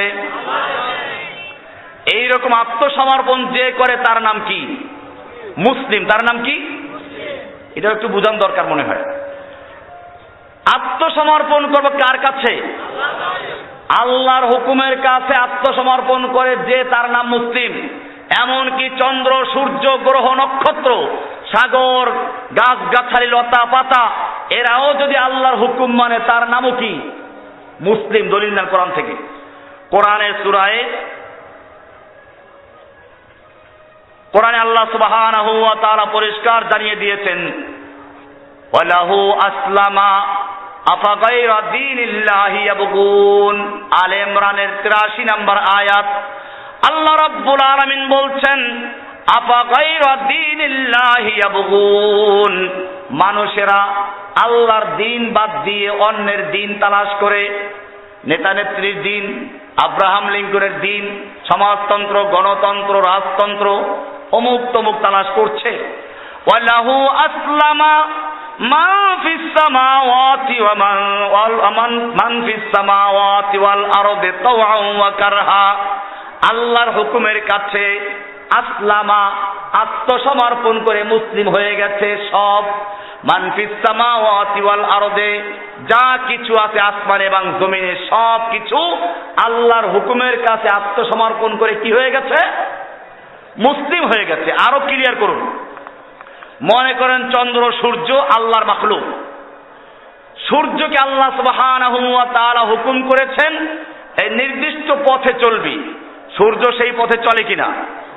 সূরা ইয়াসিনে বলা আছে ওয়াল কামারা কদ্দারনাহু মানাজিল, আমি চন্দ্রের জন্য অনেকগুলো কক্ষপথ নির্ধারণ করে দিয়েছি, রাস্তা নির্ধারণ করে দিয়েছি। কে নির্ধারণ করে দিয়েছে? চন্দ্রের জন্য রাস্তা নির্ধারণ করেছেন কে? ওয়াল কামারা কদ্দারনাহু মানাজিল, আমি চন্দ্রের জন্য অনেকগুলো রাস্তা নির্ধারণ করে দিয়েছি। চন্দ্র সেই রাস্তায় চলতে থাকে কার হুকুম মেনে? আবার সূর্যের জন্য রাস্তা নির্ধারণ করেছেন কে? আল্লাহ তাআলা বলছেন লা শামসু ইয়ামবাগি লাহা আন তুদরিকাল কমারা ওয়ালাল লাইলু সাবিকুন নাহার ওয়া কুল্লুন ফি ফালাকি ইয়াসবাহুন, সূর্যের ক্ষমতা নাই চন্দ্রকে ধরা, রাতের ক্ষমতা নাই দিনকে অতিক্রম করা। ওয়া কুল্লুন ফি ফালাকি ইয়াসবাহুন, চন্দ্র সূর্য গ্রহ নক্ষত্র সবগুলো এক আল্লাহর হুকুমের কাছে আত্মসমর্পণ করে এক আল্লাহর হুকুম মেনে নিজ নিজ কক্ষপথে চলে। জোরে বলুন সুবহানাল্লাহ। সব হুকুম মানে কার? এবারে তসবিহ পড়ে কার? না পীরের তসবিহ? এখন পীরের নামে দুরূদ শরীফ আছে, দুরুদের সাথে নবীর নামের সঙ্গে পীরের নামও যোগ করা হচ্ছে। আর পশু পক্ষী গাছগাছালি লতা পাতা পাথর পর্যন্ত তাসবিহ পড়ে কার? শুনুন, কোরআন থেকে আল্লাহ বলছেন সূরা বনী ইসরাঈলের 44 নম্বর আয়াত আল্লাহ বলছেন তুসাব্বিহু লাহুস সামাওয়াতুস সাবউ ওয়াল আরদু ওয়া মান ফীহিন্না, সাত আসমান এবং জমিন এবং এর মধ্যবর্তী যা কিছু আছে এই সব কিছু তুসাব্বিহু লাহু, ওই এক আল্লাহর তাসবিহ পড়ে। কার তাসবিহ পড়ে? বলেন আমরা তো বুঝি না। আল্লাহ তাআলা আপনার মনের প্রশ্ন উত্তর দিয়েছেন। আল্লাহ বলছেন ওয়া ইম মিন শাইইন ইল্লা ইউসাব্বিহু বিহামদিহি, এমন কোন মখলুক নাই, এমন কোন সৃষ্টি নাই যে আল্লাহর তাসবিহ করে না। ওয়ালাকিন লা তাফকাহুনা তাসবিহাহুম, কিন্তু তোমরা ওদের তাসবিহ বুঝো না। তুমি ভোর রাতে উঠে মোরগের আওয়াজ শুনো, কুহু কুহু, কুকুরাতুর মূলত সে বলে কি বলে? কুকুরাতুর বলে না সুবহুন কুদ্দুসুন। তুমি পাখির আওয়াজ শুনে বলো কুহু কুহু, মূলত সে বলে আল্লাহু আল্লাহু। ওয়া ইম মিন শাইইন ইল্লা ইউসাব্বিহু বিহামদিহি, এমন কোন সৃষ্টি নেই, এমন কোন মাখলুক নেই যে আল্লাহ তাসবিহ করে না। ওয়ালাকিন লা তাফকাহুনা তাসবিহাহুম, কিন্তু তোমরা ওদের তাসবিহ বুঝো না। তাসবিহ পড়ে কার? সমস্ত মাখলুক তাসবিহ পড়ে কার?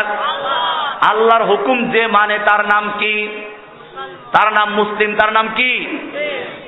মুসলিম। এই মুসলমানও কোরআন হাদিসের ভাষা না, উর্দু ভাষা। এটা কোরআনের ভাষা হচ্ছে মুসলিম। আমরা তো সব পরিবর্তন করেছি। সালাত কোরআনে বলা হয়েছে, এখন গেছে নামাজ হইয়া। এখন যদি পরীক্ষায় প্রশ্ন দেওয়া হয় সালাত নষ্ট হয় কিসে, উত্তরে লেখে টমেটো আর শশা অনেক আগে কেটে রাখলে সালাত নষ্ট হয়ে যায়।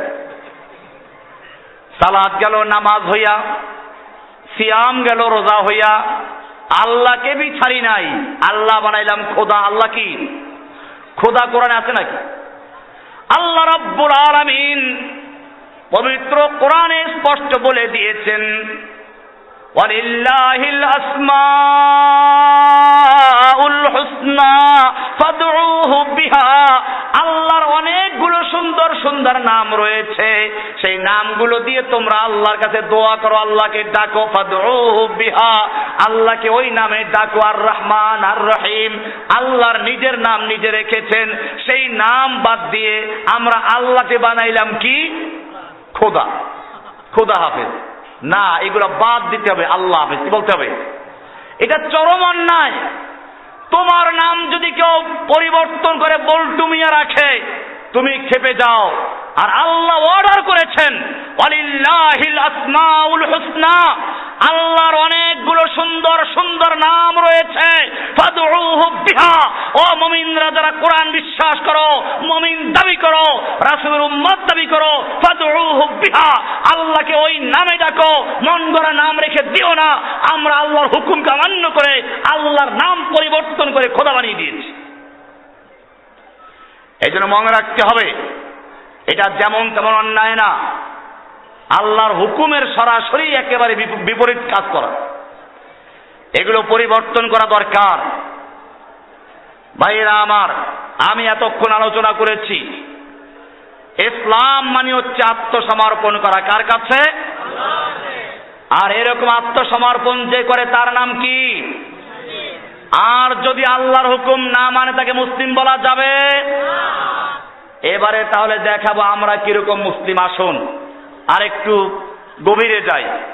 আল্লাহ রাব্বুল আলামিন পবিত্র কোরআনে হুকুম করেছেন মদ হালাল না হারাম?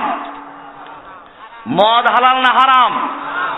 কোরআনে স্পষ্ট আয়াত আছে, ইন্নামাল খামরু ওয়াল মাইসিরু ওয়াল আনসাবু ওয়াল আজলামু রিজসুম মিন আমালিশ শাইতান। নিশ্চয় মদ, জুয়া, মূর্তি এবং বিশেষ প্রকারের লটারি, এই সবগুলো শয়তানের কাজ। ফাজতানিবুহু, ও মুমিনরা তোমরা এগুলোর থেকে বিরত থাকো। মদ হারাম করেছেন কে?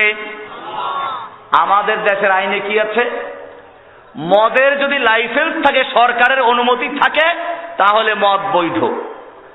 আমার ভাইরা, আল্লাহ রাব্বুল আলামিন যেই মদকে হারাম ঘোষণা করেছেন, এই মদের যদি কোনো ব্যক্তি লাইসেন্স দিয়ে হালাল করে দেয়, তার ঈমান থাকবে? সে মুসলিম থাকবে? একটা পাইলেন। আসুন আরো সামনে চলুন। সুদ ইসলামে হালাল না হারাম? একটা দুইটা আয়াত না, আমি কয়টা বলবো? সূরা বাকারার 275 থেকে 81 নম্বর আয়াত পর্যন্ত পড়বেন। পরিষ্কার বলা আছে, ওয়া হাল্লাল্লাহুল বাই'a ওয়া হাররামার রিবা। আল্লাহ রাব্বুল আলামিন বলেন, আল্লাহ তাআলা ব্যবসাকে হালাল করেছেন আর সুদকে করেছেন হারাম। কে হারাম করেছেন? আল্লাহ তাআলা বলছেন কোরআনে আর এক আয়াতে, ইয়া আইয়ুহাল্লাযীনা আমানুত্তাকুল্লাহ, হে ঈমানদারগণ যারা কোরআনকে বিশ্বাস করেছো, হাদিসকে বিশ্বাস করো, মুমিন দাবি করো, ইত্তাকুল্লাহ, আল্লাহকে ভয় করো, ওয়া দারু মা বাকিয়া মিনার রিবা ইন কুনতুম মুমিনিন, তোমাদের যত পাওনা সুদ আছে, সুদ হারাম যখন জানতে পেরেছ, এখন থেকে তোমাদের যত পাওনা সুদ আছে সবগুলো বর্জন করো। ইন কুনতুম মুমিনিন, যদি সত্যিকার মুমিন হইয়া থাকো। ওই সূরা বাকারার 8 নম্বর আয়াত মার্কা মুমিন না হইয়া থাকো, সূরা ইউসুফের 106 নম্বর মার্কা ঈমানদার না হইয়া থাকো, পূর্ণ মুমিন যদি হয়ে থাকো, আল্লাহকে ভয় করে এবং সুদের যত পাওনা সুদ আছে বর্জন করো। এরপরে আল্লাহ বলছেন, ফাইল্লাম তাফআলু, যদি আল্লাহর বিধান জানার পরেও সুদ বর্জন করতে না পারো, ফাদানু বিহারবিম মিনাল্লাহি ওয়া রাসূলি, তাহলে তোমরা আল্লাহ এবং আল্লাহর নবীর সঙ্গে যুদ্ধের এলান করে দাও। কার সঙ্গে যুদ্ধ? আল্লাহ বললেন সুদ হারাম। আমার দেশের আইনে কি আছে? সুদের লাইসেন্স থাকলে হালাল। গ্রামে যদি কোনো ব্যক্তি লাইসেন্স ছাড়া সুদে টাকা দেয়, এটা অবৈধ, হারাম, পুলিশ ধরবে তাকে। আর যদি লাইসেন্স থাকে তাহলে হালাল। সোনালী ব্যাংক, রূপালী ব্যাংক, পূবালী ব্যাংক, জনতা ব্যাংক, যত ব্যাংক আছে এই সবগুলো কিসে চলে? এদের সুদ হালাল, কারণ এরা সরকার থেকে লাইসেন্স নিয়েছে। আমি জিজ্ঞেস করতে চাই, আল্লাহর হারামকৃত সুদকে যারা লাইসেন্স দিয়ে হালাল করে দিয়েছে, এটা যারা মানে তারা মুসলিম হবে কিনা? মুসলিম কাকে বলে যা ভালো করে বুঝাচ্ছে। শুধু তাই না, আরো সামনে চলুন। পর্দার বিধান দিয়েছেন কে? মা বোনদেরকে বলবো যারা আমার মাইকের আওয়াজ শুনতে পাচ্ছেন, আল্লাহ তাআলা কোরআনে পরিষ্কার বলে দিয়েছেন, ইয়া আইয়ুহান নাবিয়্যু কুল লিআজওয়াজিকা ওয়া বানাতিকা ওয়া নিসাইল মুমিনিন, ইউদনিনা আলাইহিন্না মিন জালাবিবিহিন্না। হে নবী, আপনি আপনার স্ত্রীদেরকে এবং আপনার মেয়েদেরকে এবং সমস্ত মুমিনদের মেয়েদেরকে বলুন, ইউদনিনা আলাইহিন্না মিন জালাবিবিহিন্না, তারা যেন পর্দা করে না, জিলবাব ঝুলিয়ে দেয়, পর্দা হেজাব করে। পর্দার বিধান দিয়েছেন কে? আমার জাতি বলল পর্দার বিধান দিয়ে নারীদেরকে পিছনে ঠেলে দিয়েছে, সেই জন্য পর্দা খুলে নারী পুরুষ সাগরের পারে 31st নাইট উদযাপন করার জন্য সমবেত হয়েছে। হোটেলগুলো বুকিং হয়ে গেছে, তিল ধরার ক্ষমতা নাই। আল্লাহ সুবহানাহু ওয়া তাআলা হুকুম করেছেন পর্দার জন্য, ওয়াকারনা ফি বুয়ুতিকুন্না ওয়ালা তাবাররুজনা তাবাররুজাল জাহিলিয়াতিল উলা। আল্লাহ রাব্বুল আলামিন বলছেন, ও মেয়ে লোকেরা, তোমরা ঘরে থাকো, তোমাদের কর্মস্থল ঘর। পর্দার হুকুম দিয়েছেন কে? আল্লাহর দেওয়া পর্দার হুকুমকে যারা বাতিল করেছে, আল্লাহর দেওয়া পর্দার হুকুমকে যারা চ্যালেঞ্জ করেছে, সেই লোকগুলো মুসলিম থাকবে? আমার ভাইয়েরা, এক এক করে বলতে গেলে অনেক কোরআনের সরাসরি আয়াতের অবাধ্য হয়েছে মুসলিম জাতি। আল্লাহ রাব্বুল আলামিন কোরআনের সূরা নিসার 11 নম্বর আয়াতে বলছেন, ইউসিকুমুল্লাহু ফি আওলাদিকুম লিযযাকারি মিসলু হাজ্জিল উনসায়াইন। আল্লাহ রাব্বুল আলামিন বলছেন, ইউসিকুমুল্লাহ, আল্লাহ তোমাদেরকে ওসিয়াত করছেন, চূড়ান্ত হুকুম দিচ্ছেন, ফি আওলাদিকুম, তোমাদের সন্তানদের ব্যাপারে, লিযযাকারি মিসলু হাজ্জিল উনসায়াইন, একজন পুরুষ সন্তান দুইজন নারীর সমান সম্পত্তি পাবে। আইনটা দিয়েছেন কে? আইনটা দিয়েছেন কে? আল্লাহর আইন যে মানে তার নাম কি? তাহলে যারা মুসলিম দাবি করা সত্ত্বেও আল্লাহর বিরুদ্ধে অভিযোগ করলো আল্লাহ নারীদেরকে ঠকিয়েছে, সেই লোকগুলো মুসলিম থাকবে? যারা আন্দোলন করলো, আমার ভাইয়েরা, আল্লাহর বিধান বুঝতে হবে। আল্লাহ কাউকে ঠকান না। আমি একটু পরে বলবো কেমনে মেয়েদেরকে বেশি দিয়েছেন। মূর্তি তৈরি করা জায়েজ না হারাম? মূর্তি তৈরি করা জায়েজ না হারাম? একটা দুটা আয়াত না। ইন্নামাল খামরু ওয়াল মাইসিরু ওয়াল আনসাব। আনসাব মানে হচ্ছে মূর্তির বেদি স্থাপন করা। ইব্রাহিম আলাইহিস সালাতু ওয়াস সালামকে দেখো, তিনি যখন এক মূর্তি পূজকদের ঘরে জন্মগ্রহণ করলেন, আল্লাহর কাছে হেদায়েত চাইলে হেদায়েত পেয়ে গেলেন, লোকদেরকে দাওয়াত দিতে শুরু করলেন। লোকেরা মূর্তি পূজা ছাড়তে রাজি না। ইব্রাহিম আলাইহিস সালাতু ওয়াস সালাম বললেন, তাল্লাহি লা আকিদান্না আসনামাকুম, একটু অপেক্ষা করো, আমি তোমাদের মূর্তিগুলো ভেঙে চুরমার করে দেখাবো। মনে মনে বললেন, তাল্লাহি, আল্লাহর কসম, লা আকিদান্না আসনামাকুম, যেই মূর্তির সামনে দাঁড়িয়ে থাকো, প্রার্থনা করো, মূর্তির সামনে খাবার দিয়ে বসে আছে, লা আকিদান্না আসনামাকুম, আমি তোমাদের মূর্তিগুলোকে ভেঙে চুরমার করে ফেলবো না, তৈরি করবো। কোনটা বলেছেন? তৈরি করবো না ভেঙবো, কোনটা বলছেন? লোকেরা মেলায় চলে গেল। ইব্রাহিম আলাইহিস সালাতু ওয়াস সালাম মূর্তিখানায় ঢুকলেন, দেখে যে রাজকীয় মূর্তি, বিশাল, কারো 10 হাত, কারো মাথাটা হাতির মতো, আছে না বিভিন্ন রকমের। ইব্রাহিম আলাইহিস সালাতু ওয়াস সালাম মূর্তিখানায় ঢুকে দেখলেন মূর্তির সামনে খাবারও আছে, দামি দামি খাবার, একেবারে বিশাল লাড্ডু, মিষ্টি দুধ। ইব্রাহিম আলাইহিস সালাতু ওয়াস সালাম বলছেন, আলা তাকুলুন, খা খা খা, খায় না। ফাকানা দারবান বিল ইয়ামিন, কয়েকবার বলার পরে যখন খায় না, এবারে ডান হাতে মারলো থাপ্পড়। কোরআনে আয়াত, পাথরের মূর্তি থাপ্পড় মারলে পাথরে ব্যথা পায় না নিজে ব্যথা পায়? পাইলো, ব্যথা উঠলো, রাগ। এইবারে নিল কুড়াল, কারো মাথায়, কারো কানে, কারো দাঁতে ভেঙ্গে চুরমার করে ফেললো। ইল্লা কাবীরাল্লাহুম, তবে বড় মূর্তিটা ভাঙ্গেন নাই। কেন ভাঙ্গেন নাই তাও কোরআনে বলা আছে, দাওয়াতের হিকমত এটা। ইল্লা কাবীরাল লাহুম, সব ভাঙলে আর দাওয়াত দেওয়ার সুযোগ কি করে থাকবে? বড় মূর্তিটাকে রাখলো, লাআল্লাহুম ইলাইহি ইয়ারজিউন, যাতে করে ওরা ওই মূর্তির কাছে ফিরতে পারে। লোকেরা মূর্তি পূজা দেওয়ার জন্য আবার আসতো, মেলার থেকে আবার আসছে, এসে দেখে সর্বনাশ, এই দেবদেবীর হাত পা ভেঙ্গে চুরমার করলো কে? মূর্তি পূজকদের লিডারের কাছে চলে গেছে সবাই, নমরুদের কাছে। নমরুদ শুনে সঙ্গে সঙ্গে হাজির। তাফসীরে লেখে দীর্ঘক্ষণ পর্যন্ত নমরুদ চিন্তা করেছে। এরপরে সর্বপ্রথম যেই কথাটা বলেছে, আজকের এই মহেশখালীর যুব পরিষদের যুবকদেরকে বলবো শিক্ষা না ইব্রাহিম থেকে।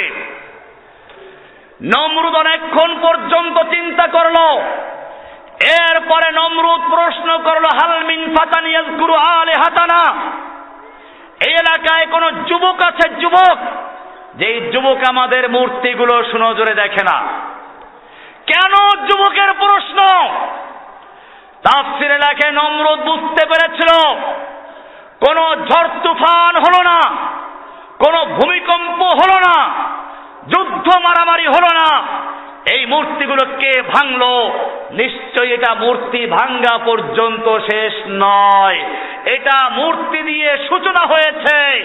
এই মূর্তির সমাজকে ভেঙে দিয়ে তাওহীদের সমাজ গড়ার জন্য এক নতুন বিপ্লব শুরু হয়েছে, আর সেই বিপ্লবের সূচনা হয়েছে মূর্তি ভাঙ্গা দিয়ে।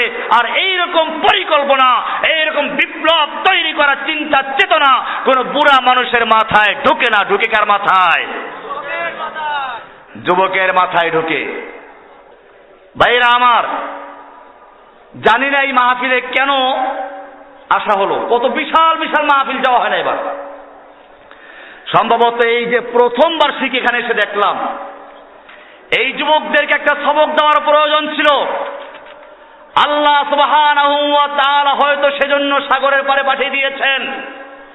ও যুবকেরা, যারা এই মাহফিল দিয়েছ আর যারা শ্রোতা হিসেবে অংশগ্রহণ করেছ, আজকের এই মাহফিলের একটা সবক গ্রহণ করো।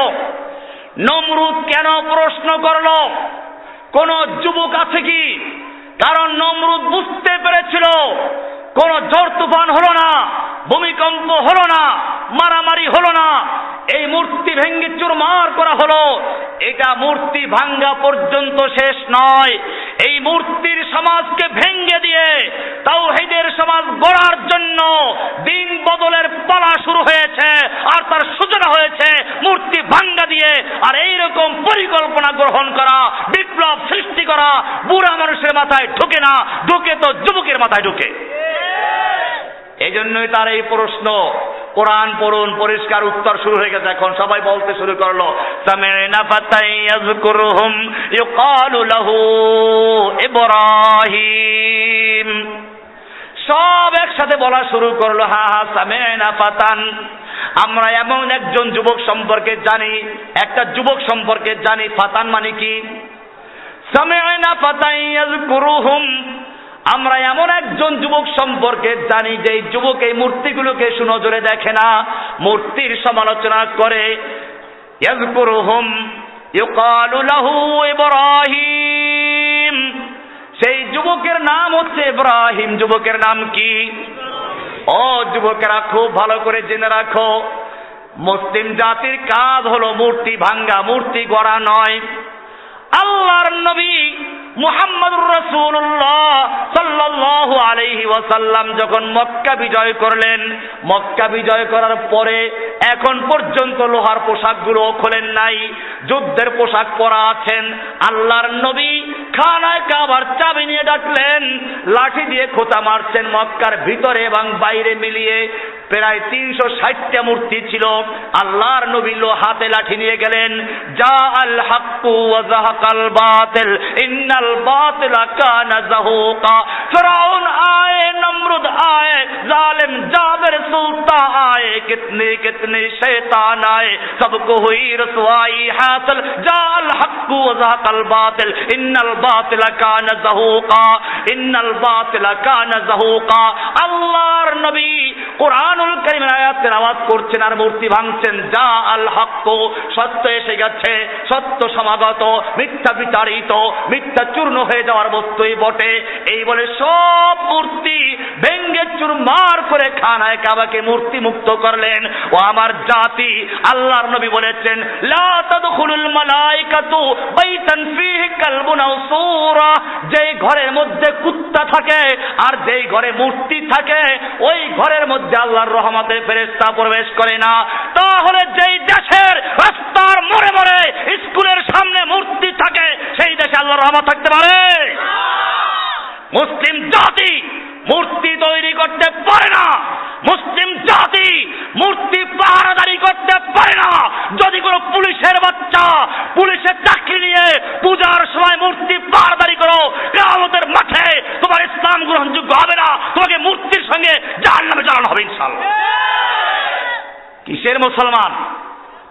গরু খাইলে মুসলমান হয়?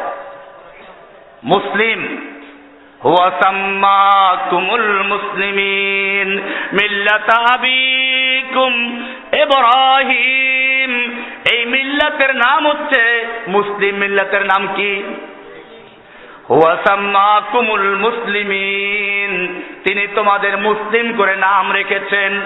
ও আমার জাতি, আমাদের জাতির পিতা ইব্রাহিম আলাইহিস সালাম মূর্তি ভেঙেছেন, আমাদের নবীও মূর্তি ভেঙেছেন। বাংলার জমিনকে মূর্তি মুক্ত করার জন্য জীবন দেওয়ার জন্য কে কে প্রস্তুত আছে ইনশাআল্লাহ? লিল্লাহি তাকবীর।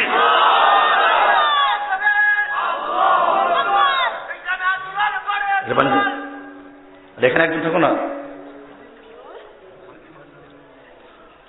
ভাইরা আমার, মুসলিম কাকে বলে ভালো করে বুঝতে হবে। এবার ভয়ের কারণ নেই। ইব্রাহিম আলাইহিস সালাম মূর্তি ভাঙলেন, সব মূর্তি পূজকরা বলল ইউকালু লাহু ইব্রাহিম, ইব্রাহিম করেছে, ধরে আনো। ইব্রাহিমকে ধরে আনা হলো। मर्द मोमिन बातिल से हरगिज़ खौफ खा सकता नहीं, सर कटा सकता है लेकिन सर झुका सकता नहीं। मर्द मोमिन बातिल के देखे भय पाए ना, বাতিল যত পর্যন্ত ভয় দেখায় মুমিনরা ততই আনন্দ পেতে থাকে। আল্লাযীনা ক্বালা লাহুমুন নাস ইন্নান নাসা ক্বাদ জামাউ লাকুম ফাখশাউহুম ফাযাদাহুম ঈমানা ওয়া ক্বালু হাসবুনাল্লাহু ওয়া নি'মাল ওয়াকিল। আমার ভাইয়েরা, আল্লাহর নবীর সাহাবীদেরকে একবার মক্কার কাফেররা ভয় দেখাইছিল। মদিনায় খবর ছড়াইয়া দিল তোমাদের বিরুদ্ধে যুদ্ধ করার জন্য বিশাল সেনা সমাবেশ করা হয়েছে। এই খবর শোনার পরে মদিনার লোকেরা ভয় পেয়েছিল।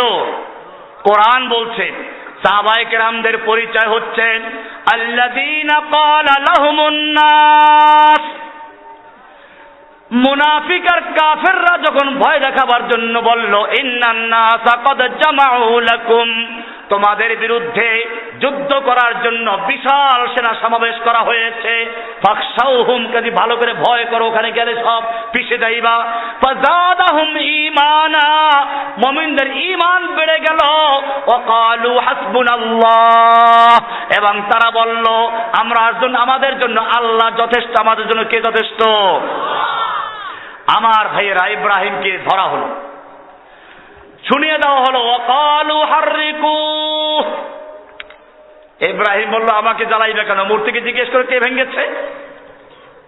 বাল ফালাহু কাবীরুহুম হাদা, ওই বড় মূর্তি যাই করেছে, এই বড়টাই করেছে। কথার মধ্যে একটু পেঁচ আছে, মিথ্যা বলেন নাই। এটাকে বলে তাওরিয়া। তাওরিয়া মানে হচ্ছে যে বলে তার উদ্দেশ্য একটা, আর যারা শুনে তারা বুঝে আর একটা। উনি বলেছেন কাবীরুহুম হাদা, এই বড়টাই করেছে। ওনার উদ্দেশ্য এই বড় মানে নিজে। ওরা বলতো বড় মূর্তি। পারলে মূর্তিকে জিজ্ঞেস করো, এই জন্যই বড়টা ভাঙেন নাই। এবারে তারা বলল ইব্রাহিম তুমি তো জানো এই মূর্তি কিছু করতে পারে না, বলতে পারে না, খাইতে পারে না। ইব্রাহিম আলাইহিস সালাতু ওয়াস সালাম এই উত্তরটাই চাইছিলেন। বললেন ও আমার জাতি, তাহলে তোমরা এমন জিনিসের কেন পূজা করো যেই জিনিস নিজে কিছু খাইতে পারে না, যে কোনো কিছু করতে পারে না, ওদের মাথা ভাঙলে রক্ষা করতে পারে না, এমন কি ওদের সামনের থেকে মাছি পর্যন্ত দুর্বল প্রাণী যদি কোনো খাদ্য নিয়ে যায় ফিরাইতে পারে না। আমি তোমাদেরকে দাওয়াত দিচ্ছি, ইন্নী ওয়াজ্জাহাতু ওয়াজহিয়া লিল্লাযী ফাতারাস সামাওয়াতি ওয়াল আরদা হানিফা ওয়া মা আনা মিনাল মুশরিকিন। আমি আমার চেহারা মতওয়াজ্জু করলাম কার দিকে? না পীরের দিকে। তাহলে এই যে কতগুলো পীর আছে শিখায়, আমি আমার কলবের দিকে মতওয়াজ্জু হলাম, আমার কলব আমার পীরের দিকে মতওয়াজ্জু হলো, পীরের কলব তার পীরের দিকে, তার কলব তার পীরের দিকে, এইভাবে হাজার ভাইয়া মাধ্যমে তারপরে কার দিকে? আমি বলি এই তরিকা আল্লাহর নবী করেন নাই, সাহাবায়ে কেরাম করেন নাই, বরং তুমি যখন তোমার কলবটা পীরের কলবের দিকে মতওয়াজ্জু করলা, পীরের কলব যদি ওই সময় তার বউয়ের দিকে মতওয়াজ্জু হয়, তোমারটা কই যাইবে? তুমি কলব মতওয়াজ্জু করলা তোমার পীরের কলবের দিকে, পীরের কলব তখন পায়খানার দিকে মতওয়াজ্জু, তোমারটা কই যাইবে? কোরআন পড়ুন, এই সমস্ত ভণ্ডামির কোন স্থান ইসলামে নেই। কোরআন পরিষ্কার করে দিয়েছে, ইন্নী ওয়াজ্জাহাতু ওয়াজহিয়া, নিশ্চয় আমি আমার চেহারা মতওয়াজ্জু করলাম কার দিকে? কোন খাজা বাবার দিকে না, গাজা বাবার দিকে না, লেংটা বাবার দিকে না, পীর বাবার দিকে না, লিল্লাযী ফাতারাস সামাওয়াতি ওয়াল আরদা, ওই মহান জাতের দিকে মতওয়াজ্জু করলাম যিনি আসমান এবং জমিন সৃষ্টি করেছেন। হানিফান, আল্লাহর দিকে মতওয়াজ্জু হয়ে আবার অন্যটাও রাখা তাও চলবে না। হানিফান, একেবারে সব বাতিল করে দিয়ে হানিফ বলা হয় মাইলান আন জামিউল বুতলান ইলাল হককে, সব বাতিলগুলোকে উৎখাত করে বর্জন করে এক আল্লাহর দিকে মতওয়াজ্জু হচ্ছি। ওয়া মা আনা মিনাল মুশরিকিন, আমি মুশরিকদের অন্তর্ভুক্ত নই, আমি মুশরিকদের মতওয়াজ্জু কার দিকে? ইব্রাহিম আলাইহিস সালাম দাওয়াত দিয়ে দিলেন, আমার যুবক ভাইয়েরা, ঈমানের ক্ষেত্রে, আকীদার ক্ষেত্রে পরিষ্কার হতে হবে। সূরা ফাতিহা বারবার পড়ো, সূরা ফাতিহাটা শিক্ষা করার চেষ্টা করো। আমি এটাকে বলি একটা মানপত্র দেওয়ার মতো। আজকের এই বিশাল জনসমাবেশে এখানে যদি একজন মন্ত্রী আসতো, এলাকার লোক কি করত? একটা মানপত্র দিত, কি দিত? মানপত্র লিখিতভাবে গ্লাসে বাধাই করে দিত। এই মানপত্রের তিনটা অংশ থাকে। কয়টা অংশ? প্রথম অংশে থাকে যাকে মানপত্র দেওয়া হয় তার প্রশংসা। আপনি সদরঘাটের কামান, মস্তানে জামান, আপনি লালবাগের কিল্লা, আরো কি হাজীগঞ্জের মিনারা, আরো কত কিছু। এরপরে শুরু হয় দ্বিতীয় অংশে সম্পর্ক। এই এলাকার মাটি আপনার ঘাটি, আমরা আপনাকে তারা কিচ্ছু বুঝি না, রাত্রে ঘুমাইলেও স্বপ্নে দেখি, সম্পর্ক বয়ান করে। 3 নম্বরে শুরু হয় দাবি দেওয়া। আমাদের রাস্তা নাই, পোল নাই, ঘাট নাই, এরকম পানি শুকিয়ে গেলে নৌকা দিয়ে উঠতে হয়, তারপরে কাদা পাড়াইতে হয়, এই সব দাবি দেওয়া শুরু হয়ে যায়। কয়টা অংশ হলো? সূরা ফাতিহাটা পড়ুন, 3টা অংশই আছে। আলহামদুলিল্লাহি রাব্বিল আলামিন, সমস্ত প্রশংসা কার? লিল্লাহি রাব্বিল আলামিন, ওই মহান রবের জন্য যিনি গোটা জগৎ সমূহের রব। প্রশংসা হলো কার? আর রহমান আর রহিম মালিক ইয়াউমিদ্দিন। এই পর্যন্ত পুরাটা প্রশংসা হয়ে গেল। এইবারে আল্লাহ রাব্বুল আলামিন জিজ্ঞেস করছেন, তুমি আমার এত প্রশংসা করছো, বলো তোমার সঙ্গে আমার সম্পর্কটা কি? আমার গোলামি করো না আর কারো করো? আমার হুকুম মানো নাকি নেতা নেত্রীকে মানো? ব্যাংকে কার হুকুম মানো? আদালতে কার হুকুম মানো? অন্য অন্য জায়গায় কার হুকুম পালন করো? এবারে বান্দা পরিচয় দিচ্ছে, ইয়াকা নাবুদু ওয়া ইয়াকা নাস্তাঈন। ইয়াকা নাবুদু, আল্লাহ আমার পরিচয় হচ্ছে আমি কেবলমাত্র তোমারই গোলামি করি, আমি হচ্ছি তোমার গোলাম, আর তোমার গোলাম, আর তুমি হচ্ছে আমার কি? আমার মালিক, আমার রব। তোমার সম্পর্কে, তোমার সাথে আমার সম্পর্ক গোলাম আর মালিকের সম্পর্ক। আমরা কার গোলাম? আমরা গোলাম, তবে কার গোলাম? খাজা বাবার গোলাম না, গাজা বাবার গোলাম না, ল্যাংটা বাবার গোলাম না, কোন ব্যক্তির গোলাম না। একমাত্র গোলাম কার? নবী রাসূলরাও গোলাম কার? আপনারা কালেমাতুশ শাহাদা পড়েন নাই? দুইটা সাক্ষী না দিলে ইসলামে প্রবেশ করা যায় না। আশহাদু আল্লা ইলাহা ইল্লাল্লাহ একটা, আরেকটা কি? ওয়া আশহাদু আন্না মুহাম্মাদান কি? তারপরে আবদুহু ওয়া রাসূলুহু, আমি সাক্ষ্য দিচ্ছি মুহাম্মদ সাল্লাল্লাহু আলাইহি ওয়াসাল্লাম আল্লাহর বান্দা এবং রাসূল। বান্দা মানে গোলাম। ও মুসলমান জাতি, আজকে একদল লোক তৈরি হয়েছে আল্লাহর নবীকে নবীর আসন থেকে আল্লাহর আসনে পৌঁছাইয়া দেওয়ার জন্য মেতে উঠেছে। ইহুদি খ্রিস্টান যুগে যুগে ধ্বংস হয়েছে যেই কাজটা করার কারণে, সেই কাজটাই আমাদের সমাজে চলছে। আল্লাহর নবী সাল্লাল্লাহু আলাইহি ওয়াসাল্লাম সহিহ বুখারীর 3445 নম্বর হাদিসে, মুসনাদে আহমদে 154 নম্বর হাদিসে বলেছেন, লা তাতরুনি, আমাকে নিয়ে তোমরা বাড়াবাড়ি করো না, কামা আতরাতিন নাসারা ইবনা মারইয়াম, যেমন ভাবে খ্রিস্টানরা ঈসা আলাইহিস সালাম সম্পর্কে বাড়াবাড়ি করেছে। তারা বলেছে ঈসা হলো আল্লাহর পুত্র। আমার সম্পর্কে এই বাড়াবাড়ি করতে যেও না। ইন্নামা আনা আবদুহু, আমি হচ্ছে আল্লাহর বান্দা, আল্লাহর গোলাম। কার গোলাম?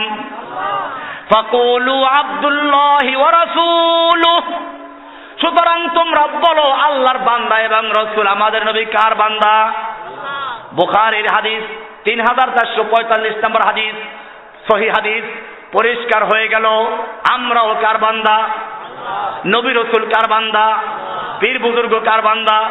ওলিয়া উলিয়া কার বান্দা? সব আল্লাহর বান্দা। কিন্তু যারা বলে মোহাম্মদ খোদা নেহি, খোদা সে জুদা নেহি, মোহাম্মদ খোদা নয় রে, খোদার থেকে জুদা নয়, বাতির আলো বাতি নয় রে, বাতির থেকে জুদা নয়, গান গান এরকম এই সমস্ত পেজগুজ দিয়া পরিষ্কার ভাবে আল্লাহ রাব্বুল কয় নবী নূরের তৈরি, আবার আল্লাহ নূরের তৈরি। কোরআন পড়বেন, আল্লাহ রাব্বুল আলামিন পরিষ্কার করে দিয়েছেন। এগুলো আমার বইতে আমি এই বিষয়গুলো পরিষ্কার করে দিয়েছি। আমি বই বিক্রি একবারে দিচ্ছি না, আবার বই বিক্রির জন্য আনি নাই, একটা একটা করে কপি আছে বিক্রি করার জন্য। আমি বলছি আমার বইতে রেফারেন্স দেওয়া আছে, সেজন্য দেখে দেখে বলতেছি। কুল ইন্নামা আনা বাশারুম মিসলুকুম ইউহা ইলাইয়া আন্নামা ইলাহুকুম ইলাহু ওয়াহিদ। সূরা কাহফ 111 নম্বর আয়াত। আল্লাহ তাআলা বলছেন, হে নবী, আপনি আপনার বিষয়টা ক্লিয়ার করে দিন, পরিষ্কার করে দিন। আপনাকেও যেন ঈসা আলাইহিস সালামের মতো আল্লাহর পুত্র না বানায়, আলিমুল গায়েব না বানায়। আপনি বলুন, আপনার পরিচয় দিয়ে দিন। কুল ইন্নামা আনা বাশারুম মিসলুকুম, আপনি আপনার বিষয়টা ক্লিয়ার করে বলুন, আমি তোমাদের মতো মানুষ। পার্থক্য কি? ইউহা ইলাইয়া, আমার প্রতি ওহী নাযিল করা হয়, তোমাদের কাছে ওহী আসে না। আমি আল্লাহর বান্দা রাসূল, আর তোমরা খালি বান্দা, এই পার্থক্য। নতুবা আমিও মানুষ, তোমরাও মানুষ। মুহাম্মাদুন হাজারুন মুহাম্মাদুন বাশারুন লাইসা লাকিন লাইসা কাল বাশারি হুয়া ইয়াকুতুন ওয়া নাহনু কাল হাজারি। আমার এই কথার ব্যাখ্যা ভুল করা যাবে না। আমি বলছি মানুষ, তার মানে বাইতুল মুকাররমের স্বর্ণের দোকানে পাথর আছে, আর রাস্তায় পাথর, দুই পাথর কি এক? আল্লাহর নবীও মানুষ, মুহাম্মদ সাল্লাল্লাহু আলাইহি ওয়াসাল্লাম মানুষ, তবে তিনি হচ্ছেন আল্লাহর রাসূল। আল্লাহর কোরআনে পরিষ্কার বলা আছে, ক্বালাত লাহুম রুসুলুহুম, সব নবীরা তাদের উম্মতদেরকে জানিয়ে দিয়েছেন, ইন্নাহানু ইল্লা বাশারুম মিসলুকুম, আমরা তোমাদের মতোই মানুষ, আমরা তোমাদের মতোই মানুষ। এইরকম ভাবে সূরা বনী ইসরাঈলের 93 নম্বর আয়াত, সূরা বনী ইসরাঈল 94 নম্বর আয়াত, বহু জায়গায় আছে। এইরকম হাদিসও বলা আছে, মুসলিম শরীফ হাদিস। আল্লাহর রাসূল সাল্লাল্লাহু আলাইহি ওয়াসাল্লাম বলছেন, ইন্নামা আনা বাশারুম মিসলুকুম, আমি তোমাদের মতো মানুষ। আযকুরু কামা তুযকারুন, আযকুরু কামা তাযকুরুন, তোমরা যেমন কোনো কিছু মনে রাখতে পারো আমিও পারি। আবার ওয়া আনসা কামা তানসাউনা, তোমরা যেমন অনেক কিছু ভুলে যাও আমি ওরকম ভুলে যাইতে পারি। এইভাবে পরিষ্কার করে দিয়েছে। হাদিসটা মুসলিম শরীফের 1312 নম্বর হাদিস। এরকম আরো হাদিস, বুখারী হাদিস দেখুন, আল্লাহ নবী বলেছেন, ইন্নামা আনা বাশারুম মিসলুকুম, আমি তোমাদের মতো মানুষ। ওয়া ইন্নাকুম তাখতাসিমুনা ইলাইয়া, আমার কাছে তোমরা বিচার আচার নিয়ে আসো। ওয়ালা আল্লাহ বা'দাকুম আইয়াকুনা আলহানা বিহুজ্জাতি মিন বা'দিন, হতে পারে তোমাদের কেউ বেশি বাকপটু, বেশি চালাক, কথা বেশি বলতে পারে, বুঝাই বলতে পারে, আরেকজন পারে না। এইরকম মিথ্যা বুঝাইয়া সমঝাইয়া যদি কেউ তার হক অন্যের ব্যাপারে ফয়সালা দিয়ে দেয়, তাহলে খবরদারিতে হালাল হবে না। ইন্নামা আকদি লাহু, আমি তার জন্য একটা আগুনের টুকরা ফয়সালা করে দিচ্ছি। ইন্নামা আকতাউ লাহু কিতাআতাম মিনান নার, আমি আগুনের একটা টুকরা তাকে দিলাম, খবরদার সে ভক্ষণ করবে না। সহিহ বুখারীর 6967 নম্বর হাদিস। এইরকম পরিষ্কার করা হয়েছে। এই জন্য মনে রাখতে হবে, আমাদের সমাজে অনেক কাহিনী আছে। এই জন্য ক্লাস 3 বাংলা বইতে একটা কবিতা খুব মজা লাগে। এইখানে আমাদের মানা কিছু নাই, নিজেদের খুশি মতো কাহিনী বানাই। অনেক বুজুর্গের নামে কাহিনী। অমুক বুজুর্গ আল্লাহর আরশে চলে গেছেন। লাইলি মজনুনের কাহিনী যখন বয়ান করে, কয় যে লাইলি মজনুন পালাপালি খেলাইছে গিয়ে কোথায় আল্লাহর আরশে। হাসান বসরি আর রাবেয়া বসরিকে 7 আসমান জমিন খুঁজে পায় নাই। পরে যখন দেখা হইল, গেলা কই তুমি? আমি তো আল্লাহর আরশের পায়ার তলিকে পালাইছিলাম। মিথ্যা কথা। আল্লাহর নবী যখন মেরাজে গেলেন, প্রত্যেকটা আসমানের দরজা খুলতে হয়েছে। হাদিসগুলো পড়ুন, বুখারী মুসলিম সহ হাদিসের কিতাব, তাফসীরের কিতাব, সব কিতাবে আল্লাহর নবীর মেরাজের কাহিনী বয়ান করা আছে। প্রত্যেকটা আসমানে জিজ্ঞেস করা হয়েছে, কে তুমি? বলা হয়েছে আমি জিবরাইল, আমার সঙ্গে মুহাম্মদ সাল্লাল্লাহু আলাইহি ওয়াসাল্লাম। দরজা খোলো, দরজা খুলেছে। এরপরে নবীদের সঙ্গে সাক্ষাৎ হয়েছে। এইভাবে দরজা খুলে খুলে আল্লাহর ওখানে সাক্ষাৎ করতে হয়েছে। আর এই সমস্ত বুজুর্গদের কাহিনী লাভ দিয়ে আরশে চলে গেছে। আপনারা জানেন, এই কাহিনী বয়ান করা হয় নবীদের চেয়ে বুজুর্গদেরকে বড় বানাবার জন্য। এরা কথায় কথা বলে পীর পয়গাম্বার, পীর আগে পয়গাম্বার পরে। এই ভণ্ড পীরগুলো এই চক্রান্ত শুরু করেছে। কয় যে হাসান বসরি হজ করতে গিয়ে দেখে কাবা নাই। সেজদায় পড়ে গেল, আল্লাহ কি অপরাধ করলাম, কাবা গেল কোথায়? আল্লাহ আবার জানিয়ে দিল, কয় রাবেয়া বসরি হজ করতে আসছে, তাকে আগাইয়া না জন্য কাবা চলে গেছে। আমার এখানে বই আছে একটা, বায়াত ও সিরাতে মুস্তাকিম, এর মধ্যে লিখে দিয়েছি। আল্লাহর নবী সাল্লাল্লাহু আলাইহি ওয়াসাল্লাম 1400 সাহাবায়ে কেরামদের নিয়ে মদিনার থেকে কষ্ট করে মক্কার কাছে চলে আসলেন। হুদায়বিয়া মাত্র 10 কিলোমিটার দূর। এই পর্যন্ত এসে বাধা প্রাপ্ত হলেন। আল্লাহর নবী সাল্লাল্লাহু আলাইহি ওয়াসাল্লাম ওসমান রাদিয়াল্লাহু তাআলা আনহুকে পাঠাইলেন, মক্কায় যাও, লোকদেরকে বুঝাও, আমরা যুদ্ধ করতে আসি নাই, মারামারি করতে আসি নাই, আমরা এসেছি ওমরা করার জন্য। আল্লাহর নবী ওমরা করার জন্য আসলে ইহরাম পরা। 1400 সাহাবায়ে কেরাম ইহরাম পরে আসছেন ওমরা করার জন্য। কাফেররা মক্কায় ঢুকতে দিচ্ছে না। ওসমানকে পাঠাইলেন। কাফেররা খবর ছড়াইয়া দিল ওসমানকে হত্যা করা হয়েছে। এর কারণ বুঝো ভালো করে। মক্কার কাফেররা চিন্তা করলো, এই সুবর্ণ সুযোগ, মুহাম্মদ সাল্লাল্লাহু আলাইহি ওয়াসাল্লাম তার 1400 সাহাবায়ে কেরাম যারা সবচেয়ে ক্রিম মুসলমান, পরিষ্কার পিওর মুসলমান, এই লোকগুলো মেরে ফেলতে পারলে ইসলাম শেষ। তবে মারার আগে শক্তি পরীক্ষা করা দরকার। কাফেররা ভয় পায়, সেই জন্য মিথ্যা গুজব ছড়িয়ে দিল। ওসমানকে হত্যা করা হয়েছে, দেখি কি প্রতিক্রিয়া হয়। ইতিহাস পড়ুন। আল্লাহর নবীর কানে যখন আওয়াজ পৌঁছে গেল ওসমানকে হত্যা করা হয়েছে, আল্লাহর নবী সাহাবায়ে কেরামদের ডাক দিলেন, ইয়া সাহাবা শাজারা, ওহে গাছের নিচে অবস্থানকারী সাহাবীরা কোথায় আছো, চলে আসো। 1400 সাহাবায়ে কেরাম আল্লাহর নবীর হাতে হাত রেখে বায়াত করছেন আর বলছেন, নাহনুল্লাযীনা বায়াউ মুহাম্মাদা আলাল জিহাদ মা বাকিনা আবাদা, আমরা সে জাতি যারা আল্লাহর নবীর হাতে হাত দিয়ে বায়াত করেছি, আমরা নীরব হব না, নিস্তব্ধ হব না যতক্ষণ পর্যন্ত ওসমান হত্যার বদলা নিতে পারবো না। ইম্মা শাহাদা ওয়া ইম্মা শরিয়া, হয়তো আমরা শহীদ হব, নতুবা মক্কা বিজয় করে ছাড়ব, তবু একটা লোক মদিনায় ফিরে যাব না। 1400 সাহাবায়ে কেরাম আল্লাহর নবীর হাতে হাত থেকে বায়াত করে ফেলল। বায়াত আছে, তবে এই যে খাজা বাবাদের বায়াত না। এই বায়াত হয়ে গেল, কুফফাররা মক্কায় ভয় পেয়ে গেল, পরে আসলো না না ওসমানকে তো হত্যা করা হয় নাই, ওসমানও চলে আসলো, এবার চুক্তির প্রক্রিয়া চললো, চুক্তি হয়ে গেল। আমি বলছিলাম এই 1400 সাহাবায়ে কেরামদের নিয়ে বায়াত হয়ে গেল, আল্লাহ তাআলা বায়াতে খুশি হয়েছেন, ওহী নাযিল হয়ে গেছে, লাকাদ রাদিয়াল্লাহু আনিল মুমিনিন ইয ইউবাইউনাকা তাহতাশ শাজারা। আল্লাহ রাব্বুল আলামিন মুমিনদের প্রতি সন্তুষ্ট হয়ে গেছেন, রাজি হয়ে গেছেন, খুশি হয়ে গেছেন।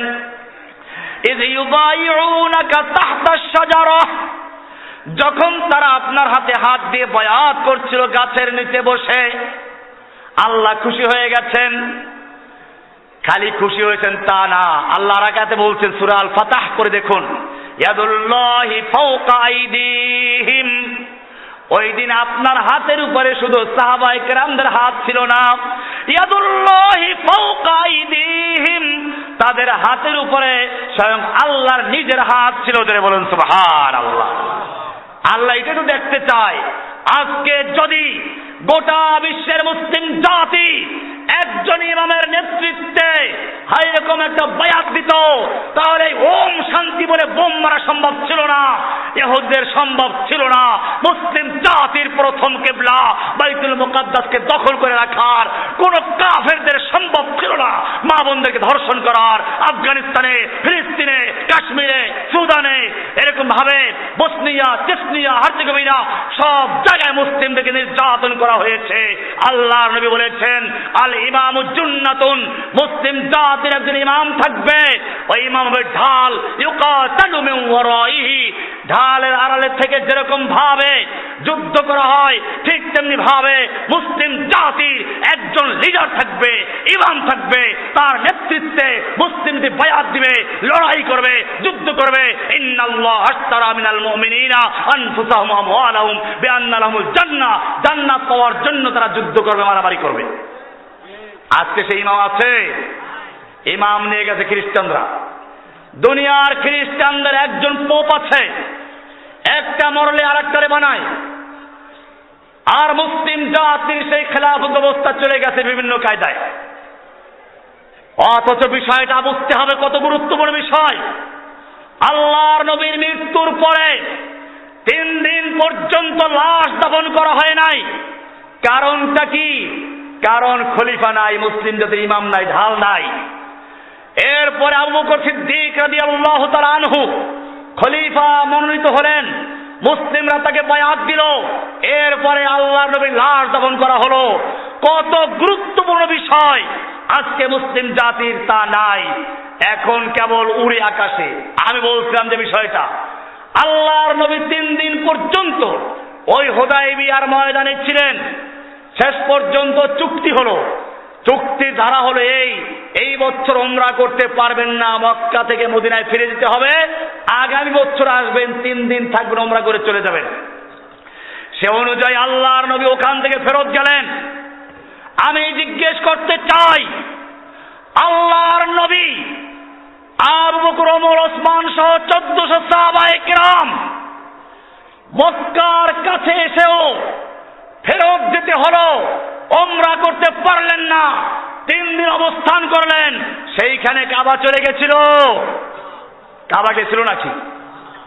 আল্লাহর নবীর জন্য কাবা গেল না, কাবা গেল রাবেয়া বস্তির জন্য। এইরকম ভাবে কতগুলো মিথ্যা কাহিনী তৈরি করে মুসলিম যুবকদের ভিতর থেকে কোরআন এবং সুন্নাহর দরজকে উঠিয়ে দিয়ে, বিভিন্ন শিরক আর বিদআতকে ঢুকিয়ে দিয়ে, মাজার পূজা ঢুকিয়ে দিয়ে, গজার মাছ পূজা ঢুকিয়ে দিয়ে মুসলিম জাতিকে শিরকে লিপ্ত করে দেওয়া হয়েছে। আর এখন তারা দোয়া করে, সে দোয়া কবুল হয় না, মুসলিম জাতিকে সব জায়গায় মার খাচ্ছে। এজন্য আল্লাহ তাআলা শর্ত আরোপ করেছেন, ওয়ালা তাহিনু ওয়ালা তাহজানু ওয়া আনতুমুল আলাউনা ইন কুনতুম মুমিনিন। ও মুমিনরা, তোমাদের কোনো ভয় নেই, তোমাদের কোনো চিন্তা নেই, তোমরাই থাকবে বিজয়ী, তোমরাই থাকবে উচ্চ আসনে। ইন কুনতুম মুমিনিন, যদি তোমরা মুমিন হতে পারো ও মুসলিম যুবকেরা, সেই রকম মুমিন হয়ে ময়দানে ঝাঁপিয়ে পড়ো, দৌড়ে আসো ইনশাআল্লাহ। আল্লাহ রাব্বুল আলামিন আহ্বান করছেন, শুনুন। আল্লাহ তাআলা বলছেন, আমা লাকুম লা তুকাতিলুন وما لكم لا تقاتلون في سبيل الله والمستضعفين من الرجال والنساء والولدان الذين يقولون ربنا أخرجنا من هذه القرية الظالم أهلها واجعل لنا من لدنك وليا واجعل لنا من لدنك نصيرا। আল্লাহ রাব্বুল আলামিন বলছেন, وما لكم, তোমাদের কি হলো, তুকাতিলুনা ফি সাবিলিল্লাহ, আল্লাহর রাস্তায় যুদ্ধ করছো না, লড়াই করছো না। ওয়াল মুস্তাদআফিনা মিনার রিজাল, অথচ অসহায় পুরুষেরা, অসহায় নারীরা, ওয়াল বিলদান, অসহায় শিশুরা ফরিয়াদ করছে, আল্লাহর দরবারে ফরিয়াদ করছে। ফরিয়াদ করছে কাশ্মীর থেকে, ফরিয়াদ করছে ফিলিস্তিন থেকে, ফরিয়াদ হচ্ছে ইরাক থেকে, আফগানিস্তান থেকে, ফরিয়াদ হচ্ছে তোমার বাড়ির কাছে বার্মার আরাকান থেকে।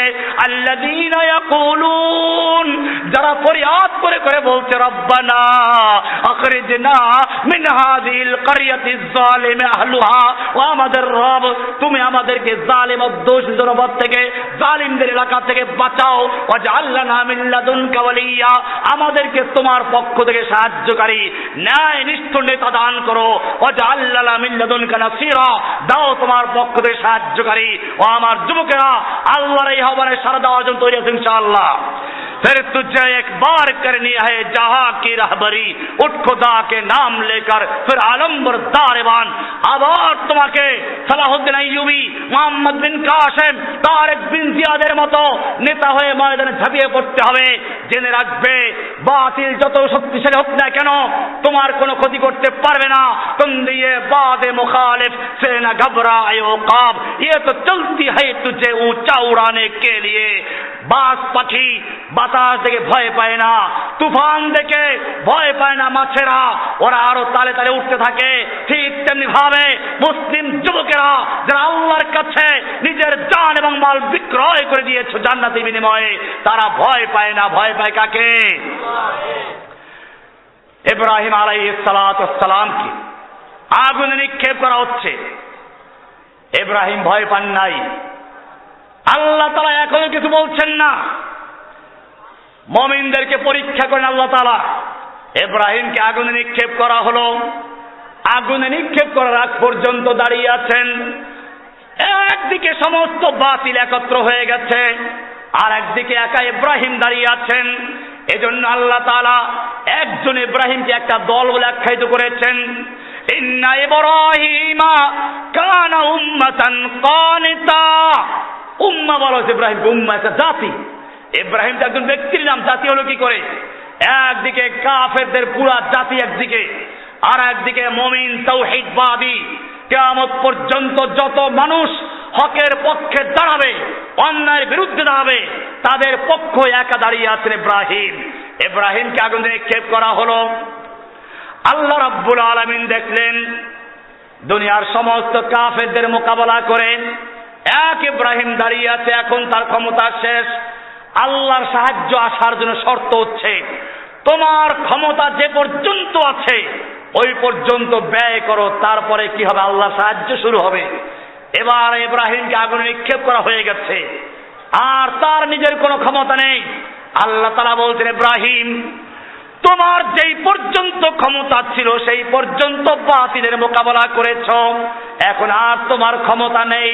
এখন আমার নুসরাত শুরু হয়ে গেছে। কুলনা ইয়া নারু কুনি বারদাও ওয়া সালামান আলা ইব্রাহিম, ও আগুন তুমি ঠান্ডা হয়ে যাও। ও আমার জাতি, আল্লাহ রাব্বুল আলামিন ইব্রাহিমের জন্য যিনি আগুনকে ঠান্ডা করেছেন, সে আল্লাহ এখনো জীবিত আছেন কিনা? বর্তমানে ইহুদি খ্রিস্টানদের সমস্ত বোমার আগুনকে ঠান্ডা করতে পারেন কিনা? ইউসুফ আলাইহিস সালাতু ওয়াস সালাম আল্লাহর নুসরাত চাইলেন, কিন্তু উনি কি জুলাইখা যখন তাকে অপকর্ম করার জন্য 7 তলার উপরে নিয়ে দরজা বন্ধ করে দিল, উনি কি বসে বসে তাসবিহ পড়েছিলেন না দৌড় দিয়েছিলেন?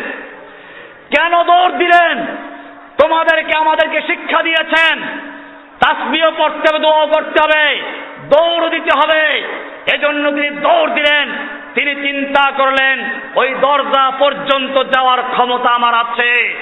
আল্লাহ তাআলা বলে, ইউসুফ ওই দরজা পর্যন্ত তোমার ক্ষমতা, তুমি চেষ্টা করো, তোমার ক্ষমতা যেখানে শেষ হবে আমার সাহায্য ওখান থেকে শুরু হবে। এই বলে যখন তিনি দরজা পর্যন্ত গেলেন, জুলাইখা মুখ লড়াই আর কয়, যাও দরজার সঙ্গে টাকলেই নাকটা ভেঙে যাবে। দরজা পর্যন্ত গেলেন ইউসুফ আলাইহিস সালাম, মর্দে মুমিন। ওই দরজা পর্যন্ত যাওয়ার পরে আল্লাহ তাআলা জানিয়ে দেন, ইউসুফ দরজা পর্যন্ত আসার ক্ষমতা তোমার ছিল, সে পর্যন্ত ব্যয় করেছ, এবারে খোলার দায়িত্ব আমার। সঙ্গে সঙ্গে সব দরজাগুলো খুলে দিয়েছেন। যে বলুন সুবহানাল্লাহ। সাহায্য করা মালিক কে? মূসা আলাইহিস সালাম ফেরাউনের কবল থেকে বাঁচার জন্য বনী ইসরাইলকে নিয়ে যাচ্ছেন। সমুদ্র পারে যাওয়ার পরে আর কি করবেন? ক্ষমতা শেষ। আল্লাহ তাআলা বলছেন, মূসা তোমার ক্ষমতা ছিল বনী ইসরাইলকে সাগর পর্যন্ত নিয়ে আসার, আর তোমার ক্ষমতা নেই, এবারে আমার সাহায্য শুরু। তোমার হাতের লাঠি মারো। বনী ইসরাইলদের 12টা গোত্রের জন্য স্বতন্ত্রভাবে 12টা রাস্তা করে দিয়েছিলেন। কে দিয়েছেন? আল্লাহ রাব্বুল আলামিন জানিয়ে দিচ্ছেন, মিসলে কালিম হো আগর মারে কাজ মা কোই, মিসলে কালিম হো আগর মারে কাজ মা কোই, আজ ভি আতি হ্যায় কোহে তুর সে বঙ্গলা তাখাফ। ও মুসলিম জাতি, সেই মূসার মতো লাঠি নিয়ে, মূসার মতো ঈমান নিয়ে যদি কাফেরদের বিরুদ্ধে ঝাঁপিয়ে পড়তে পারো, যে আল্লাহ রাব্বুল আলামিন মূসার জন্য নীল নদের রাস্তা করে দিয়েছিলেন, সে আল্লাহ রাব্বুল আলামিন আটলান্টিক মহাসাগরে রাস্তা করে দিয়ে আমেরিকার হোয়াইট হাউস পর্যন্ত মুসলিমদের বিজয় দান করতে পারেন কিনা? শর্ত একটাই, सबक पर फिर सदाकत का, अदालत का, शजाअत का, लिया जाएगा काम तुझसे दुनिया की इमामत का। সেজন্য আজকে আমি আলোচনা করেছি মুসলিম বিশ্বের বর্তমান পরিস্থিতি এবং আগের মুসলিমদের কি অবস্থা ছিল, আমাদের কি পরিস্থিতি, বর্তমানে আমাদের উত্তরণের পথ কি, এই বিষয়ে আলোচনা হলো। এই আলোচনাকে ধরে রাখা, কোরআন সুন্নাহর পথে চলা, আল্লাহ আমাদের তৌফিক দান করুন, আমিন। দোয়া হবে, আমরা সকলেই বসে পড়ি। দোয়া চেয়েছেন, বিশেষ করে এই কমিটির অনেকেই বিভিন্ন বাহিরের দেশে থাকেন, কুয়েতে, কাতারে বেরোতে থাকেন। তো সেই ভাইদেরকে আমরা দোয়া করছি, আল্লাহ তাআলা তাদেরকে কবুল করেন। এই সংগঠনের দুবাইতে অনেক ভাইরা আছে, দেখা যায় লেখা আছে এখানে। এবার সংগঠনের একতার জন্য দোয়া করবেন, একতার জন্য, ঐক্যবদ্ধ থাকার জন্য। এরপরে অত এলাকার নারী পুরুষের জন্য দোয়া করব, ব্যবসায়ীদের জন্য। তারপরে খায়রুল ইনাম বৈশী নাকি অসুস্থ, উনি হুজুরের দোয়া চেয়েছেন। আমরা সকলে দোয়া করে আল্লাহ তাআলা সেবা দান করেন। লম্বা দোয়া করার অভ্যাস আমার নেই। আমি ওই যে আখিরি মোনাজাত অমুক তমুক এইগুলো বিশ্বাস করি না। কারণ হচ্ছে আল্লাহর নবী এরকম কোন আখিরি মোনাজাত করেন নাই। দোয়া হবে ময়দানে, দোয়া হবে তাহাজ্জুদে, দোয়া হবে গোপনে। আমাদের সমাজে এই যে ফরজ সালাতের পরে আল্লাহুম্মা আমিন, এই মোনাজাতের কোনো প্রচলিত কোনো ভিত্তি নাই। আল্লাহর নবী সাল্লাল্লাহু আলাইহি ওয়াসাল্লাম ফরজ সালাতের পরে একবার বলেন আল্লাহু আকবার। হাদিসগুলো আমার এখানে দোয়ার বই আছে একটা, এই বইটা আমি সব রেফারেন্স দিয়ে দিয়েছি। 3 বার বলতেন আস্তাগফিরুল্লাহ, আস্তাগফিরুল্লাহ, আস্তাগফিরুল্লাহ। এরপরে বলতেন আল্লাহুম্মা আনতাস সালাম ওয়া মিনকাস সালাম তাবারাকতা ইয়া যাল জালালি ওয়াল ইকরাম। এরপরে বলতেন লা ইলাহা ইল্লাল্লাহু ওয়াহদাহু লা শারীকা লাহু লাহুল মুলকু ওয়া লাহুল হামদু ওয়া হুয়া আলা কুল্লি শাইইন কাদির।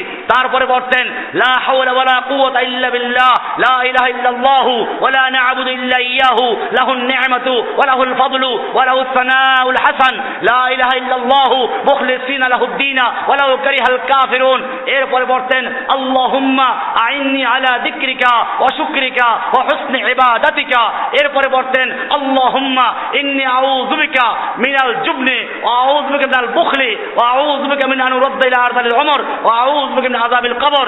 এরপরে 33 বার সুবহানাল্লাহ, 33 বার আলহামদুলিল্লাহ, 34 বার আল্লাহু আকবার। আর এক হাদিসে আসছে 33 বার সুবহানাল্লাহ, 33 বার আলহামদুলিল্লাহ, 33 বার আল্লাহু আকবার। শেষে গিয়ে আবার লা ইলাহা ইল্লাল্লাহু ওয়াহদাহু লা শারীকা লাহু লাহুল মুলকু ওয়া লাহুল হামদু ওয়া হুয়া আলা কুল্লি শাইইন কাদির। এরপরে সূরা নাস, ফালাক, ইখলাস একবার করে পড়া, ফজরে আর মাগরিবে 3 বার করে পড়া, এরপরে আয়াতুল কুরসি পড়া। এইগুলো ফরজ নামাজের পরে আল্লাহর নবীর দেওয়া ওজিফা। এইগুলো বাতিল হয়ে গেছে। এখনো মক্কা মদিনায় যারা গেছেন আল্লাহকে সাক্ষী রেখে বলবেন, কেউ কোনো মুনাজাত দেখেছেন নামাজের পরে? আল্লাহর নবী যেখানে ইমামতি করেছেন মদিনার মসজিদে মুনাজাত নাই, কারণ সেখানে এই দোয়াগুলো করা হয়। যেইখানে সুন্নাত উঠে যায় ওখানে বেদাত ঢুকে যায়। এজন্য আমি আপনাদেরকে বলবো, কোরআন হাদিস পড়বেন, সুন্নাতকে ধরবেন, বেদাতকে বর্জন করবেন। বেদাত যতই ভালো লাগুক আর অসুবিধা কি? আমার সমাজে একটা কথা বলে প্রায়, অসুবিধা কি? আরে ভাই, ফজরের নামাজ আমরা পড়ি ফরজ 2 রাকাত, যোহর পড়ি 4 রাকাত, আসর 4 রাকাত, এশা 4 রাকাত, মাগরিবের নামাজ 3 রাকাতের জায়গায় 4 রাকাত পড়লে হবে? কেন, অসুবিধা কি? 1 রাকাত বেশি বললে রুকু বাড়বে, সিজদা বাড়বে, সুবহানাল্লাহ আযীম বাড়বে, আলা বাড়বে, তারপরও নামাজ হবে না বাতিল? বাতিল। আপনি ভালো মনে করলে চলবে না। আল্লাহর নবীর মাধ্যমে আল্লাহ তাআলা দ্বীনকে পরিপূর্ণ করে দিয়েছেন। আল-ইয়াওমা আকমালতু লাকুম দীনাকুম। আল্লাহ তাআলা বিদায় হজের ভাষণের দিনে নাযিল করে দিয়েছেন, আমি আমার দ্বীনকে মুকাম্মাল করে দিয়েছি, পরিপূর্ণ করে দিয়েছি। এই পরিপূর্ণ দ্বীনের মধ্যে আর নতুন কোনো ভেদাল ঢুকাবার সুযোগ কারো? আমাদের মানুষ মরলে পরে 3 দিন পরে একটা খাওন দেয়, 40 দেয়, মৃত্যু বার্ষিকী। আপনারা মারিফুল কোরআন খুলে দেখবেন, লেখা আছে পরিষ্কার, মৃত্যু ব্যক্তির ঈসা আলাইহিস সালামের উদ্দেশ্যে পারিশ্রমিকের বিনিময়ে কোরআন খতম পড়ানো, দোয়া পড়ানো, ওযু পড়ানো সম্পূর্ণ হারাম। যে পড়ায় সে হারাম কাজ করে, যে পড়ে সে হারাম কাজ করে। তো কি করবেন? এইখানে মাদ্রাসা আছে, এই মাদ্রাসায় ছাত্রদেরকে খাওয়ান, অসুবিধা নেই। আল্লাহর রাসূল সাল্লাল্লাহু আলাইহি ওয়াসাল্লাম বলেছেন, ইযা মাতাল ইনসানু ইনকাতা আনহু আমালুহু। মানুষ যখন মরে যায় তার সমস্ত আমল বন্ধ হয়ে যায়, ইল্লা মিন সালাসিন, তবে 3 প্রকার আমল মৃত্যুর পরেও চালু থাকে, মরার পরেও আমল চলতে থাকে। ইল্লা মিন সাদাকাতিন জারিয়াতিন, একটা হচ্ছে সাদাকায়ে জারিয়া। এই মাদ্রাসা যারা করলো, মসজিদ যারা করলো, রাস্তাঘাট করলো, এই লিল্লাহ বলে ছাত্রদের খাওয়াচ্ছে, আলেম তৈরি করছে, আওয়ালাদিন সালিহিন ইয়াদউ লাহু, নেক সন্তান রেখে গেল, সন্তান দিবেন মাদ্রাসায়, কোরআন পড়বে, দোয়া করবে। এই দোয়া পিতা মাতার আমলে পৌঁছে যাবে। কত সুন্দর কোরআন পড়লো একটা পিচ্চি বাচ্চা, ছোট্ট বাচ্চা কোরআন তেলাওয়াত করলো, একজন আলেম কোরআন তেলাওয়াত কি সুন্দর মধুর কণ্ঠে কোরআন তেলাওয়াত করলেন। আপনারা এইভাবে সন্তানদের কোরআন পড়াবেন, নতুবা এই সন্তান দোয়া করার পরিবর্তে আপনি যখন মরবেন, মরার পরে সন্তানও জাহান্নামে যাবে। সন্তান বলবে, ওয়া রব্বানা আরিনাল্লাযীনা আযাল্লানা মিনাল জিন্নি ওয়াল ইনসি নাজআলহুমা তাহতা আকদামিনা লিয়াকুনা মিনাল আসফালিন। আল্লাহ, আমাদের যেই পিতামাতা আমাদেরকে ছোটবেলায় কোরআন শিখায় নাই, রাসূলের আদর্শ শিখায় নাই, সুন্নাহ শিখায় নাই, বেদাত করেছি, শিরক করেছি, হারাম করেছি, কুফরি করেছি, এখন জাহান্নামে যাচ্ছি। আল্লাহ, ওই মা বাপটাকে নিয়ে আসো, পায়ের নিচে রেখে তারপর জাহান্নামে যাই। এজন্য সাবধান। অপরদিকে যদি সন্তানকে কোরআন শিখান, আল্লাহর হাবিব বলেছেন, যেই ব্যক্তি তার সন্তানদেরকে কোরআন শিখালো ওই ব্যক্তিকে হাফেজে কোরআন, আলেমের পিতামাতাকে কিয়ামতের দিবসে আল্লাহর আরশের নিচে নূরের টুপি পরাইয়া তাদেরকে বসানো হবে। এই টুপির আলো হবে দুনিয়ার সূর্যের চেয়ে অনেক বেশি আলো। এই জন্য সন্তানদেরকে কোরআন শিখাবেন, মাদ্রাসায় দিবেন, মাদ্রাসা সাহায্য করবেন। 1 বেলা খাওয়ান দেন, 1 মাস খাওয়ান দেন, অসুবিধা নাই, খাওয়াইতে নিষেধ করি না। কিন্তু এই বেদাত, 3 দিনা বেদাত আল্লাহ নবী করেন নাই। আল্লাহ নবী জীবদ্দশায় তার সন্তান বলে গেছে, 3 দিনা মিলাদ করেন নাই, 40 করেন নাই, মৃত্যু বার্ষিক করেন নাই। আল্লাহ নবীর মৃত্যুর পরে সাহাবায়ে কেরাম করেন নাই, তাবেঈন করেন নাই, আবু বকর ওমর ওসমানের পরে করেন নাই। এইগুলো বর্জন করবেন, কবর পূজা বর্জন করবেন। মক্কা মদিনায় আজ যাবেন, আল্লাহ নবীর প্রথম স্ত্রী খাদিজা মক্কার কবরে শুয়ে আছেন। খাদিজার কবরে গিয়ে দেখেন কোনো চাদর নাই। আগরবাতি নাই, মোমবাতি নাই, কিচ্ছু নাই। মদিনায় যাও, 10,000 সাহাবায়ে কেরামদের কবর আছে, আল্লাহ নবীর স্ত্রী আয়েশার কবর আছে, মা ফাতেমার কবর আছে, আলীর কবর আছে, এরকম ভাবে ওসমানের কবর আছে। কোন মাজার নাই, টাকা নাই, পয়সা নাই, সেজদা নাই, আগরবাতি নাই, মোমবাতি নাই। ওহুদের পাহাড়ের কাছে চলে যাও, সেখানে আল্লাহ নবীর চাচা সমস্ত শহীদদের সরদার হামজা রাদিয়াল্লাহু আনহু শুয়ে আছেন। হামজার কবরে কোনো বিল্ডিং নাই, আগরবাতি নাই, মোমবাতি নাই, চাদর নাই। কেন? এদের মাজারে দেওয়ার লোক নাই নাকি? এই মুসলমান জাতি, যদি কবরে চাদর দেওয়া ভালো কাজ হতো, আল্লাহর নবীর স্ত্রীদের কবরে, আল্লাহর নবীর সন্তানদের কবরে, আল্লাহর নবীর সাহাবীদের কবরে এই সুতার চাদর নয়, নিজের চামড়া খুলে তা দিয়ে চাদর বাড়ি দেওয়ার মতো লক্ষ লক্ষ মুসলমান দুনিয়াতে আছে। দিচ্ছেন না কি জন্য? আল্লাহর নবী নিষেধ করেছেন, আল্লাহর নবী হারাম করে দিয়েছেন। লাআনাল্লাহু, আল্লাহর নবী লানত দিয়েছেন। আল্লাহর নবী সাল্লাল্লাহু আলাইহি ওয়াসাল্লাম উঁচু কবর ভেঙে সমান করতে বলেছেন। সেই কারণে আজকে মক্কা মদিনার কোনো কবরে চাদর নাই, টাকা নাই, পয়সা নাই, আগরবাতি নাই, মোমবাতি নাই, খাজা বাবা নাই, গাজা বাবা নাই, লেংটা বাবা নাই। এই সমস্ত সব বর্জন করতে হবে। চট আর জট দেখলেই মনে করে আল্লাহর ওলি। আমার ভাইয়েরা, এজন্য সুন্নাহকে প্রতিষ্ঠা করা, বেদাতকে বর্জন করা, একদিনে সব ওয়াজ করা যায় না। 2 ঘন্টা সময় শেষ হয়ে গেছে। এজন্য আমরা দোয়া করব, আল্লাহর কাছে দোয়া করবার পড়াশোনা করব। আল্লাহ তাআলা কোরআন পড়তে বলেছেন, ফাকরাউ মা তায়াসসারা মিনাল কোরআন।